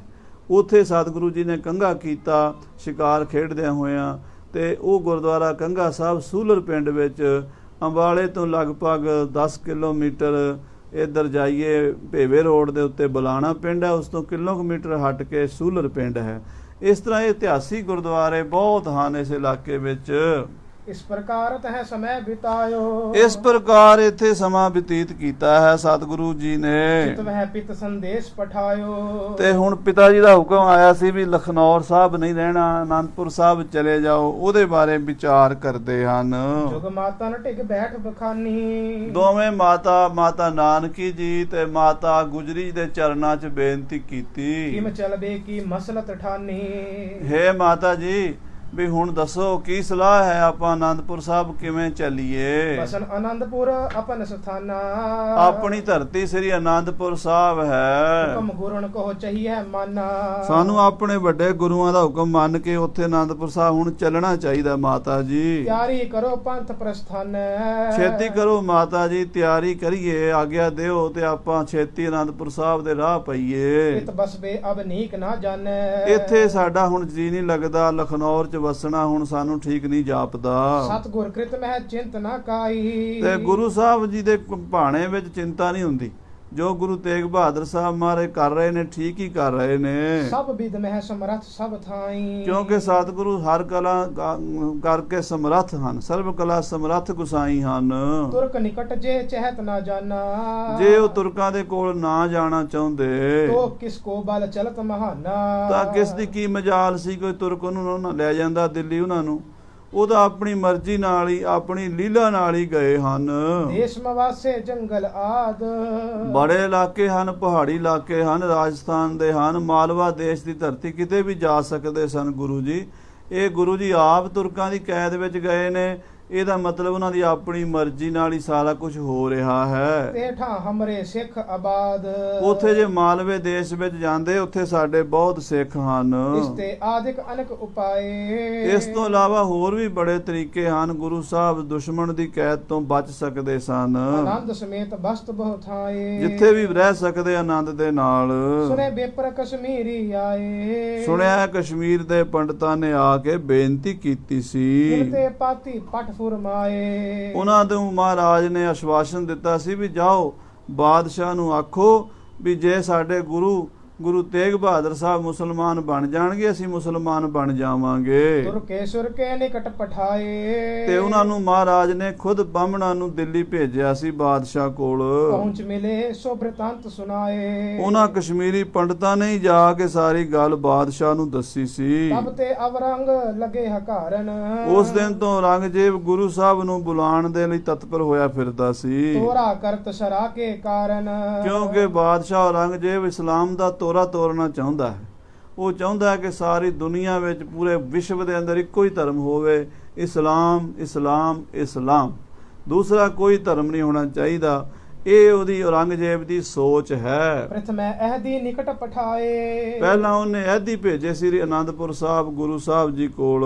ਤਿਨਹੋ ਸੰਗ ਨਹਿ ਗੁਰੂ ਸਿਧਾਏ, ਮਹਾਰਾਜ ਉਹਨਾਂ ਅਹਿਦੀਆਂ ਦੇ ਨਾਲ ਨਹੀਂ ਗਏ। ਸੈਫਾਬਾਦ ਥਿਰੇ ਜਬ ਆਏ, ਪਤਾ ਲੱਗਾ ਕਿ ਉਸਥੋਂ ਚੱਲ ਕੇ ਮਹਾਰਾਜ ਕਈ ਪਿੰਡਾਂ 'ਚ ਹੁੰਦੇ ਸੈਫਾਬਾਦ ਸੈਫਦੀਨ ਕੋਲ, ਅੱਜ ਕੱਲ ਪਟਿਆਲੇ ਕੋਲ ਬਹਾਦਰਗੜ੍ਹ ਜਗ੍ਹਾ ਹੈ, ਇਹਦਾ ਨਾਮ ਪਹਿਲਾਂ ਸੈਫਾਬਾਦ ਸੀ। ਸਾਧ ਸੰਗਤ ਜੀ ਪਿੱਛੇ ਆਪਾਂ ਸਾਰੀ ਕਥਾ ਵਿਸਥਾਰ ਨਾਲ ਸੁਣ ਚੁੱਕੇ ਹਾਂ। ਉਹ ਮਹਾਰਾਜ 10ਵੇਂ ਪਾਤਸ਼ਾਹ ਆਪਣੀ ਦਾਦੀ ਨਾਲ ਬਚਨ ਵਿਲਾਸ ਕਰ ਰਹੇ ਆ ਵੀ ਸਾਨੂੰ ਪਤਾ ਲੱਗਾ ਗੁਰੂ ਜੀ ਸੈਫਾਬਾਦ ਰੁਕੇ ਰਹੇ ਹਨ। ਫੌਜਨ ਹਿਤ ਗਨ ਫੌਜ ਪਠਾਏ, ਔਰੰਗਜ਼ੇਬ ਨੇ ਗੁਰੂ ਸਾਹਿਬ ਦੀ ਭਾਲ ਕਰਨ ਲਈ ਬੜੀਆਂ ਫੌਜਾਂ ਤੋਰੀਆਂ, ਮਿਲਿਓ ਨਾ ਕੋਈ ਕਿਸ ਥਲ ਕਬੈ, ਪਰ ਗੁਰੂ ਸਾਹਿਬ ਦਾ ਕੋਈ ਥਾਂ ਟਿਕਾਣਾ ਉਹਨੂੰ ਨਹੀਂ ਮਿਲਿਆ। ਵੈ ਕਰ ਤਿਆਗ ਆਪ ਗੇ ਤਬੈ, ਤੇ ਮਹਾਰਾਜ ਸੱਚੇ ਪਾਤਸ਼ਾਹ ਜੀ ਆਪ ਉਹਨਾਂ ਦੀ ਕੈਦ ਵਿੱਚ ਤਿਆਰ ਹੋ ਕੇ ਗਏ ਨੇ, ਉਹ ਮਹਾਰਾਜ ਨੂੰ ਨਹੀਂ ਫੜ ਸਕੇ। ਜਾਏ ਆਗਰੇ ਸੂਚਨ ਹੇਤ, ਬਾਦਸ਼ਾਹ ਨੂੰ ਆਗਰੇ ਜਾ ਕੇ ਆਪਣੇ ਆਪ ਨੂੰ ਗ੍ਰਿਫਤਾਰ ਕਰਾਉਣ ਦੀ ਲੀਲਾ ਰਚੀ ਹੈ। ਭਈ ਮੁਦਰ ਕਾ ਹੀਰਾ ਸਵੇਤ, ਮਹਾਰਾਜ ਨੇ ਉੱਥੇ ਜੋ ਕੌਤਕ ਰਚਿਆ, ਆਪਣੀ ਮੁੰਦਰੀ ਦਿੱਤੀ ਹੈ ਹੀਰੇ ਵਾਲੀ, ਉਥੋਂ ਸਤਿਗੁਰੂ ਜੀ ਦੀ ਗ੍ਰਿਫਤਾਰੀ ਦਾ ਸਬਬ ਬਣਿਆ ਹੈ। ਗਇਓ ਅਯਾਲੀ ਦਇਓ ਦੁਸ਼ਾਲਾ, ਇੱਕ ਅਯਾਲੀ ਇੱਕ ਭੇਡਾਂ ਵਾਲਾ ਉਹ ਸਾਧ ਸੰਗਤ ਜੀ ਗਿਆ ਹੈ, ਉਹਨੇ ਮਹਾਰਾਜ ਸੱਚੇ ਪਾਤਸ਼ਾਹ ਸ੍ਰੀ ਗੁਰੂ ਤੇਗ ਬਹਾਦਰ ਸਾਹਿਬ ਜੀ ਦਾ ਦੁਸ਼ਾਲਾ ਅਤੇ ਸਤਿਗੁਰੂ ਦੀ ਛਾਪ ਜਿਹੜੀ ਸੀ ਉਹ ਜਦੋਂ ਉੱਥੇ ਲਿਜਾ ਕੇ ਹਲਵਾਈ ਕੋਲ ਦਿੱਤੀ ਹੈ, ਉਥੋਂ ਪਛਾਣ ਹੋਣ ਤੇ ਸਤਿਗੁਰੂ ਜੀ ਗ੍ਰਿਫਤਾਰ ਹੋਏ ਹਨ। ਸੋ ਗਹਿਲੀਨ ਦੇਖ ਕੁਤਵਾਲਾ, ਕੋਤਵਾਲ ਨੇ ਸਤਿਗੁਰੂ ਗੁਰੂ ਤੇਗ ਬਹਾਦਰ ਸਾਹਿਬ ਜੀ ਮਹਾਰਾਜ ਨੂੰ ਇਸ ਕਰਕੇ ਗ੍ਰਿਫਤਾਰ ਕੀਤਾ ਹੈ ਕਿ ਸਤਿਗੁਰੂ ਸਾਹਿਬ ਸੱਚੇ ਪਾਤਸ਼ਾਹ ਜੀ ਮਹਾਰਾਜ ਦੀ ਛਾਪ ਅਤੇ ਸਤਿਗੁਰੂ ਜੀ ਦਾ ਦੁਸ਼ਾਲਾ ਉਹ ਉਸ ਕੋਤਵਾਲ ਦੇ ਕੋਲ ਅਯਾਲੀ ਆਜੜੀ ਲੈ ਕੇ ਗਿਆ ਹੈ। ਸੰਗ ਸਿਪਾਹੀ ਲੈ ਕਰ ਗਇਓ, ਸਿਪਾਹੀ ਨਾਲ ਲੈ ਕੇ ਗਿਆ ਹੈ। ਉਪਬਨ ਆਏ ਬਤਾਵਤ ਭਇਓ, ਅਤੇ ਬਾਗ ਵਿੱਚ ਗੁਰੂ ਜੀ ਬੈਠੇ ਹਨ ਇਹ ਦੱਸਿਆ ਹੈ। ਇਹ ਤੇ ਲੈ ਸੰਗ ਦੁਰਗ ਉਤਾਰੇ, ਉਥੋਂ ਉਸ ਕੋਤਵਾਲ ਨੇ ਗੁਰੂ ਸਾਹਿਬ ਨੂੰ 400 ਸਿਪਾਹੀਆਂ ਦੀ ਕੈਦ ਵਿੱਚ ਲਿਆ ਕੇ ਕਿਲੇ ਦੇ ਅੰਦਰ ਆਗਰੇ ਦੇ ਲਾਲ ਕਿਲੇ ਵਿੱਚ ਨਜ਼ਰਬੰਦ ਕੀਤਾ ਹੈ। ਇਮ ਸਤਗੁਰ ਤਿਸ ਥਾਨ ਸਿਧਾਰੇ, ਹੇ ਮਾਤਾ ਜੀ ਇਸ ਤਰ੍ਹਾਂ ਪਤਾ ਲੱਗਾ ਵੀ ਤੁਰਕਾਂ ਦੀ ਕੈਦ 'ਚ ਆਪ ਗਏ ਨੇ ਸਤਿਗੁਰੂ ਨੌਵੇਂ ਪਾਤਸ਼ਾਹ ਜੀ ਮਹਾਰਾਜ। ਕਾਰਾਗ੍ਰਹਿ ਤੇ ਜੇ ਛੁਟ ਆਏ, ਜਿਹੜੇ ਜਿਹੜੇ ਕੈਦ ਵਿੱਚੋਂ ਛੁੱਟ ਕੇ ਆਏ ਨੇ ਸਭ ਇਤਿਆਦ ਪ੍ਰਸੰਗ ਸੁਨਾਏ, ਉਹਨਾਂ ਸਿੱਖਾਂ ਨੇ ਸਾਨੂੰ ਇਹ ਸਾਰੇ ਬਚਨ ਦੱਸੇ ਨੇ। ਕਾਰਨ ਕਰਨ ਆਪ ਹੀ ਕੀਨਾ, ਹੇ ਮਾਤਾ ਜੀ ਸਾਡੇ ਪਿਤਾ ਜੀ ਮਹਾਰਾਜ ਗੁਰੂ ਤੇਗ ਬਹਾਦਰ ਸਾਹਿਬ ਸਾਰੀ ਲੀਲਾ ਆਪ ਹੀ ਕਰਨ ਵਾਲੇ ਨੇ ਤੇ ਉਹਨਾਂ ਨੇ ਆਪ ਹੀ ਕੀਤੀ ਹੈ। ਉਹ ਨਾ ਹਟਾਏ ਸਕੈ ਕੈ ਹਿਤ ਭੀਨਾ। ਕੋਈ ਵੀ ਉਹਨਾਂ ਦੀ ਖੇਡ ਦੇ ਵਿੱਚ ਦਖਲ ਨਹੀਂ ਦੇ ਸਕਦਾ ਤੇ ਉਹਨਾਂ ਦੀ ਖੇਡ ਨੂੰ ਕੋਈ ਬਦਲ ਨਹੀਂ ਸਕਦਾ। ਕਰੋ ਆਨੰਦਪੁਰ ਕੀ ਅਬ ਤਿਆਰੀ। ਹੇ ਮਾਤਾ ਜੀ, ਹੁਣ ਅਸੀਂ ਲਖਨੌਰ ਨਹੀਂ ਰਹਿਣਾ, ਸਾਨੂੰ ਛੇਤੀ ਨਾਲ ਆਨੰਦਪੁਰ ਸਾਹਿਬ ਲੈ ਚੱਲੋ, ਤਿਆਰੀ ਕਰੋ। ਸੁਨ ਮਾਤਨ ਦ੍ਰਿਗ ਆਸਨ ਡਾਰੀ। ਇਹ ਸੁਣ ਕੇ ਮਾਤਾ ਨਾਨਕੀ ਜੀ, ਮਾਤਾ ਗੁਜਰੀ ਜੀ ਦੀਆਂ ਅੱਖਾਂ 'ਚ ਹੰਝੂ ਆ ਗਏ। ਦੀਰਘ ਸਵਾਸ ਲੇਤ ਬਹੁ ਬਾਰੀ। ਲੰਮੇ ਸਾਹ ਲੈਂਦੀਆਂ ਹਨ ਦੋਵੇਂ ਮਾਤਾਵਾਂ ਕਰਤਾ ਪੁਰਖ ਕਹਾਂ ਕਰ ਕਾਰੀ। ਤੇ ਕਹਿੰਦੀਆਂ, ਹੇ ਕਰਤਾਰ, ਹੇ ਕਰਤਾ ਪੁਰਖ ਸਤਿਗੁਰੂ ਜੀ, ਤੁਸੀਂ ਕੀ ਖੇਡ ਰਚਾਈ ਹੈ। ਬਿਨਾ ਮਿਲੇ ਬਿਨ ਭਨੇ ਪਿਆਨੇ। ਇਹ ਸਤਿਗੁਰੂ ਸਾਨੂੰ ਬਿਨਾਂ ਮਿਲੇ ਹੀ ਚਲੇ ਗਏ ਹੋ, ਸਾਨੂੰ ਕੁਝ ਦੱਸਿਆ ਵੀ ਨਹੀਂ ਹੈ। ਸੰਕਟ ਮਹਿ ਕਰ ਸਭ ਗਲਤਾਨੇ। ਸਾਰਿਆਂ ਨੂੰ ਸੰਕਟ 'ਚ ਪਾ ਕੇ ਚਲੇ ਗਏ ਹੋ। ਐਡਾ ਵੱਡਾ ਗੁਰੂ ਨਾਨਕ ਦਾ ਪੰਥ ਹੈ, ਤੁਹਾਡੇ ਤੋਂ ਬਿਨਾਂ ਐਡੇ ਵੱਡੇ ਸਿੱਖ ਸਮਾਜ ਦੀ ਅਗਵਾਈ ਕੌਣ ਕਰ ਸਕਦਾ ਹੈ। ਤੇ ਅਬ ਕੁਛ ਕਰਿਓ ਨਾ ਜਾਏ। ਮਾਤਾ ਨਾਨਕੀ ਬਿਰਧ ਹੋ ਚੁੱਕੇ ਹਨ। ਮਾਤਾ ਗੁਜਰੀ ਜੀ ਦੋਵੇਂ ਸੱਸਾਂ ਨੋਵਾਂ ਕਹਿੰਦੀਆਂ ਨੇ, ਹੇ ਗੁਰੂ ਨਾਨਕ ਜੀ, ਹੇ ਗੁਰੂ ਤੇਗ ਬਹਾਦਰ ਸਾਹਿਬ ਜੀ, ਸੱਚੇ ਪਾਤਸ਼ਾਹ ਜੀ, ਅਸੀਂ ਹੁਣ ਕੀ ਕਰਾਂਗੇ। ਸੋਚਤ ਚਿਤ ਨਿਸ ਦਿਓਸ ਬਤਾਏ। ਸੋਚਦਿਆਂ ਦਿਨ ਰਾਤ ਬੀਤ ਜਾਂਦਾ ਹੈ, ਨਾ ਦਿਨੇ ਚੈਨ ਆਉਂਦੀ ਹੈ ਨਾ ਰਾਤ ਨੂੰ। ਥਿਰੇ ਗ੍ਰਾਮ ਇਸ ਲਖੈ ਨਾ ਕੋਈ। ਇਹ ਨਿੱਕੇ ਜਿਹੇ ਪਿੰਡ ਵਿੱਚ ਅਸੀਂ ਬੈਠੇ ਹਾਂ, ਇੱਥੇ ਕੋਈ ਸਾਨੂੰ ਫੜ ਨਹੀਂ ਸਕਦਾ, ਸਾਨੂੰ ਪਛਾਣ ਨਹੀਂ ਸਕਦਾ। ਕੇਤਕ ਸਮੈ ਬਤੀਤਨ ਹੋਈ। ਕੁਝ ਸਮਾਂ ਇੱਥੇ ਲੰਘ ਗਿਆ ਹੈ। ਅਬਲੋ ਤੁਮ ਕੁਛ ਭਏ ਨਾ ਸਿਆਨੇ। ਤੇ ਮਹਾਰਾਜ ਦਸਵੇਂ ਪਾਤਸ਼ਾਹ ਨੂੰ ਮਾਤਾ ਜੀ ਕਹਿੰਦੇ ਨੇ, ਪੁੱਤਰ ਤੁਸੀਂ ਅਜੇ ਛੋਟੇ ਹੋ, 9 ਸਾਲ ਦੀ ਤੁਹਾਡੀ ਉਮਰ ਹੈ, ਅਜੇ ਤੱਕ ਤੁਸੀਂ ਕੋਈ ਸਿਆਣੇ ਨਹੀਂ ਹੋਏ। ਹਮ ਕਿਆ ਕਹੈ ਕਰੋ ਜਿਮ ਜਾਣੇ। ਅਸੀਂ ਤੁਹਾਨੂੰ ਕੁਝ ਕਹਿ ਨਹੀਂ ਸਕਦੇ, ਰੋਕ ਨਹੀਂ ਸਕਦੇ, ਕਿਉਂਕਿ ਸਾਨੂੰ 9ਵੇਂ ਪਾਤਸ਼ਾਹ ਦਾ ਹੁਕਮ ਹੈ ਵੀ ਜੋ ਵੀ 10ਵੇਂ ਪਾਤਸ਼ਾਹ ਕਹਿਣ ਉਹ ਸੱਤ ਕਰਕੇ ਹੀ ਮੰਨਣਾ ਹੈ। ਕਦੀ ਇਹਨਾਂ ਦੇ ਬਚਨਾਂ ਨੂੰ ਕਿ ਕਦੀ ਇਹਨਾਂ ਦੇ ਹੁਕਮ ਨੂੰ ਅਦੂਲਣਾ ਨਹੀਂ ਹੈ। ਇਸ ਵਿਦ ਹੋਤ ਨਾ ਮਨ ਉਤਸ਼ਾਹੂ। ਤੋ ਗੁਰੂ ਸਾਹਿਬ ਸਭ ਤੁਹਾਡੇ ਬਚਨਾਂ ਦੇ ਵਿੱਚ ਅਸੀਂ ਦਖਲਤਾ ਨਹੀਂ ਦੇ ਸਕਦੇ, ਪਰ ਆਨੰਦਪੁਰ ਸਾਹਿਬ ਜਾਣ ਨੂੰ ਸਾਡਾ ਜੀ ਨਹੀਂ ਕਰਦਾ, ਸਾਡਾ ਮਨ ਉਤਸ਼ਾਹ ਨਹੀਂ ਕਰਦਾ। ਚਿੰਤਾ ਗਨ ਜਾਰਤ ਉਰ ਮਾਹੂ। ਚਿੰਤਾ ਦੀ ਅੱਗ ਸਾਡੇ ਹਿਰਦੇ ਨੂੰ ਸਾੜਦੀ ਰਹਿੰਦੀ ਹੈ। ਕੀ ਬਣੇਗਾ। 9ਵੇਂ ਪਾਤਸ਼ਾਹ ਤੁਰਕਾਂ ਦੀ ਕੈਦ ਵਿੱਚ ਜਾ ਬੈਠੇ ਹਨ। ਸੁਣ ਬੋਲੇ ਮਾਤਨ ਕੇ ਬੈਨ। ਮਾਤਾ ਜੀ ਦੇ ਬਚਨ ਸੁਣ ਕੇ ਕਲਗੀਧਰ ਪਾਤਸ਼ਾਹ ਬੋਲੇ, ਗੁਰ ਕਰੁਣਾ ਤੇ ਹਮਕੋ ਪਹਿਨਾ। ਕਹਿਣ ਲੱਗੇ, ਮਾਤਾ ਜੀ ਗੁਰੂ ਦੀ ਕਿਰਪਾ ਕਰਕੇ ਸਾਨੂੰ ਕੋਈ ਭੈ ਨਹੀਂ। ਭੈ ਕਾਹੂ ਕੋ ਦੇਤ ਨਹਿ ਭੈ ਮਾਨ ਧਿਆਨ। ਇਹ ਸਾਡੇ ਪਿਤਾ ਗੁਰਦੇਵ ਦਾ ਬਚਨ ਹੈ। ਨਾ ਕਿਸੇ ਨੂੰ ਡਰਾਣਾ ਤੇ ਨਾ ਕਿਸੇ ਤੋਂ ਡਰਨਾ ਹੈ। ਮੋਤੇ ਛਪਿਓ ਜਾਏ ਕਿਤਨਾ ਹੀ। ਹੇ ਮਾਤਾ ਜੀ, ਅਸੀਂ ਲੁਕ ਕੇ ਰਹਿਣ ਵਾਲੇ ਹੀ ਨਹੀਂ ਆ, ਸਾਥੋਂ ਲੁਕ ਕੇ ਰਿਹਾ ਨਹੀਂ ਜਾਣਾ। ਕਬ ਲੋ ਬੈਠ ਰਹੋ ਘਰ ਮਾਹੀ। ਮੈਂ ਕਿੰਨਾ ਚਿਰ ਘਰ 'ਚ ਲੁਕ ਕੇ ਬੈਠਾ ਰਵਾਂਗਾ। ਕਬ ਲੋ ਤਜਹ ਆਨੰਦਪੁਰ ਥਾਨਾ। ਕਿੰਨਾ ਚਿਰ ਆਪਣੀ ਧਰਤੀ ਆਨੰਦਪੁਰ ਸਾਹਿਬ ਤੋਂ ਦੂਰ ਰਵਾਂਗੇ। ਇਹਾਂ ਬਸਨ ਮਹਿ ਕੋ ਗੁਣ ਜਾਨਾ। ਇੱਥੇ ਛੋਟੇ ਜਿਹੇ ਪਿੰਡ ਲਖਨੌਰ ਵਿੱਚ ਰਹਿਣ 'ਚ ਤੁਸੀਂ ਕੀ ਗੁਣ ਸਮਝਦੇ ਹੋ, ਇਹਦੇ 'ਚ ਕੀ ਭਲਾ ਸਮਝਦੇ ਹੋ। ਸਾਨੂੰ ਆਨੰਦਪੁਰ ਸਾਹਿਬ ਹੀ ਲੈ ਚੱਲੋ। ਅਬ ਮੇਰੋ ਚਿਤ ਪਰਚਤ ਨਾਹੀ। ਹੁਣ ਮੇਰਾ ਚਿੱਤ ਇੱਥੇ ਨਹੀਂ ਲੱਗਦਾ। ਬੋਰ ਚਲਨ ਪਿਤ ਆਇਸ ਮਾਹੀ। ਨਾਲੇ ਪਿਤਾ ਜੀ ਦੀ ਆਗਿਆ ਆਨੰਦਪੁਰ ਸਾਹਿਬ ਜਾਣਦੀ ਹੈ ਤੇ ਫਿਰ ਪਿਤਾ ਜੀ ਦਾ ਹੁਕਮ ਮੰਨੀਏ। ਮਾਤੁਲ ਸਭ ਸਮਾਜ ਲੈ ਆਇਓ। ਨਾਲੇ ਮਾਮਾ ਜੀ ਸਾਰਾ ਸਮਾਨ ਲੈ ਆਏ ਨੇ। ਤੁਸੀਂ ਕਹਿੰਦੇ ਸੀ ਨਾ ਮਾਤਾ ਜੀ, ਜਦੋਂ ਤੇਰਾ ਮਾਮਾ ਲੈ ਆਵੇਗਾ ਘੋੜੇ, ਰੱਥ, ਗੱਡੇ, ਤੇ ਅਸੀਂ ਉਹਦੇ ਤੇ ਬਹਿ ਕੇ ਆਨੰਦਪੁਰ ਸਾਹਿਬ ਚੱਲਾਂਗੇ। ਹੁਣ ਤਾਂ ਘੋੜੇ ਵੀ ਆ ਗਏ ਨੇ, ਰੱਥ ਵੀ ਆ ਗਏ ਨੇ, ਗੱਡੇ ਰੇੜੇ ਵੀ ਆ ਗਏ ਨੇ, ਤੇ ਹੁਣ ਤੁਸੀਂ ਕਿਉਂ ਦੇਰੀ ਕਰ ਰਹੇ ਹੋ। ਇਥੋਂ ਲਖਨੌਰ ਤੋਂ ਛੇਤੀ ਮੈਨੂੰ ਆਨੰਦਪੁਰ ਸਾਹਿਬ ਲੈ ਚੱਲੋ। ਬੈਠਨ ਇਹਾਂ ਨਹੀਂ ਮਨ ਭਾਇਓ। ਇੱਥੇ ਰਹਿਣਾ, ਇੱਥੇ ਬਹਿਣਾ ਮੈਨੂੰ ਭਾਉਂਦਾ ਨਹੀਂ, ਮੈਨੂੰ ਪਸੰਦ ਨਹੀਂ ਹੈ। ਕਰ ਮਸਰਤ ਹੁਕਮ ਦਿਓ। ਇਸ ਤਰ੍ਹਾਂ ਮਾਤਾ ਗੁਜਰੀ ਜੀ, ਮਾਤਾ ਨਾਨਕੀ ਜੀ ਨਾਲ ਸਲਾਹ ਕਰਕੇ ਆਪੇ ਹੀ ਹੁਕਮ ਦੇਤਾ, ਤਿਆਰੀ ਕਰੋ ਪ੍ਰਾਤ ਪ੍ਰਸਥਾਨਾ। ਕੱਲ ਦੀ ਤਿਆਰੀ ਆ ਬਈ, ਸਾਰੇ ਗੱਡੇ ਰੇੜਿਆਂ ਤੇ ਸਮਾਨ ਲੱਦ ਲਓ, ਕੱਲ ਨੂੰ ਚਾਲੇ ਪਾ ਦੇਾਂਗੇ। ਦਾਸ ਬ੍ਰਿੰਦ ਕੋ ਕਹਿ ਇਮ ਦਿਓ। ਇਸ ਤਰ੍ਹਾਂ ਦਾਸਾਂ ਨੂੰ, ਸੇਵਕਾਂ ਨੂੰ ਕਹਿ ਦਿੱਤਾ। ਮਹਿ ਬਿਦਤ ਗਮਨ ਤਬ ਭਇਓ। ਸਾਰੇ ਪਿੰਡ ਵਿੱਚ ਲੋਕਾਂ ਨੂੰ ਪਤਾ ਲੱਗ ਗਿਆ ਵੀ ਕੱਲ ਨੂੰ ਗੁਰੂ 10ਵੇਂ ਪਾਤਸ਼ਾਹ ਜੀ ਆਨੰਦਪੁਰ ਸਾਹਿਬ ਚਲੇ ਜਾਣਗੇ ਲਖਨੌਰ ਤੋਂ। ਜੋ ਜਿਸ ਚਾਹੀਤ ਸੋ ਤਿਸ ਲੀਨ। ਜੋ ਵੀ ਕਿਸੇ ਨੂੰ ਚਾਹੀਦਾ ਸੀ ਉਹ ਸਾਧ ਸੰਗਤ ਜੀ ਉਹਨੇ ਸਮਾਨ ਆਪੋ ਆਪਣਾ ਚੁੱਕ ਲਿਆ। ਤਿਆਰੀ ਕੀ ਨਿਜ ਆਇਸ ਦੀਨ। ਆਪ ਹੁਕਮਨਾਮਾ ਦਿੱਤਾ ਸਾਰਿਆਂ ਨੂੰ ਤਿਆਰੀ ਦਾ। ਸਭ ਵਾਹਨ ਦਾਨ ਤ੍ਰਿਨ ਚਾਰ। ਸਾਰੇ ਘੋੜਿਆਂ ਨੂੰ ਘਾਹ ਪੱਠਾ ਪਾ ਕੇ, ਦਾਣਾ ਪਾ ਕੇ, ਨਿਹਾਰੀ ਦੇ ਕੇ, ਖਰਖਣੇ ਕਰਕੇ, ਮਰਦਨ ਅੰਗਨ ਸਰਬ ਸੁਧਾਰ। ਘੋੜਿਆਂ ਦੇ ਖਰਖਣੇ ਕਰਕੇ, ਮਾਲਸ਼ਾਂ ਕਰਕੇ ਘੋੜੇ ਤਗੜੇ ਕਰ ਲਏ। ਦੋਹਰਾ ਇਸ ਨਿਸਮਹਿ ਬਿਸਰਾਮ ਕਰ ਦੁਖਤ ਮਾਤ ਲਖ ਦੋਏ। ਸੋ ਸਾਧ ਸੰਗਤ ਜੀ, ਉਹ ਰਾਤ ਮਾਤਾ ਨਾਨਕੀ ਤੇ ਮਾਤਾ ਗੁਜਰੀ ਬੜੀ ਚਿੰਤਾ 'ਚ ਗੁਜ਼ਾਰੀ ਹੈ। ਕਹਿ ਧੀਰਜ ਕੇ ਬਾਗ ਪੁਨ ਢਿਗ ਕਿਰਪਾਲ ਥਿਰ ਹੋਏ। ਮਾਮਾ ਕਿਰਪਾਲ ਚੰਦ ਕੋਲ ਬਹਿ ਕੇ ਦੋਵਾਂ ਮਾਈਆਂ ਨੂੰ ਹੌਸਲੇ ਦਿੰਦਾ ਰਿਹਾ। ਮਾਤਾ ਜੀ, ਜੋ ਕਰੇਗਾ ਪਰਮੇਸ਼ਰ ਭਲੀ ਕਰੇਗਾ। ਹੁਣ ਹੁਕਮ ਮੰਨਣ ਤੋਂ ਬਿਨਾਂ ਕੋਈ ਚਾਰਾ ਨਹੀਂ। ਆਪਾਂ ਹੁਣ ਅਨੰਦਪੁਰ ਸਾਹਿਬ ਚੱਲੀਏ। ਹੁਣ ਤੋਂ ਲਖਨੌਰ ਤੋਂ ਸਤਿਗੁਰੂ ਜੀ ਸ੍ਰੀ ਗੁਰੂ ਗੋਬਿੰਦ ਸਿੰਘ ਸਾਹਿਬ ਮਹਾਰਾਜ ਜੀ ਕਿਸ ਤਰ੍ਹਾਂ ਚਾਲੇ ਪਾਣਗੇ, ਉਹ ਕਥਾ ਆਪਾਂ ਸਾਧ ਸੰਗਤ ਜੀ ਅੱਗੇ ਸਰਵਣ ਕਰਾਂਗੇ। ਸਮੇਂ ਦੇ ਲਿਹਾਜ਼ ਨਾਲ ਸਮਾਪਤੀ ਹੈ। ਹੇ ਗੋਬਿੰਦ, ਹੇ ਗੋਪਾਲ।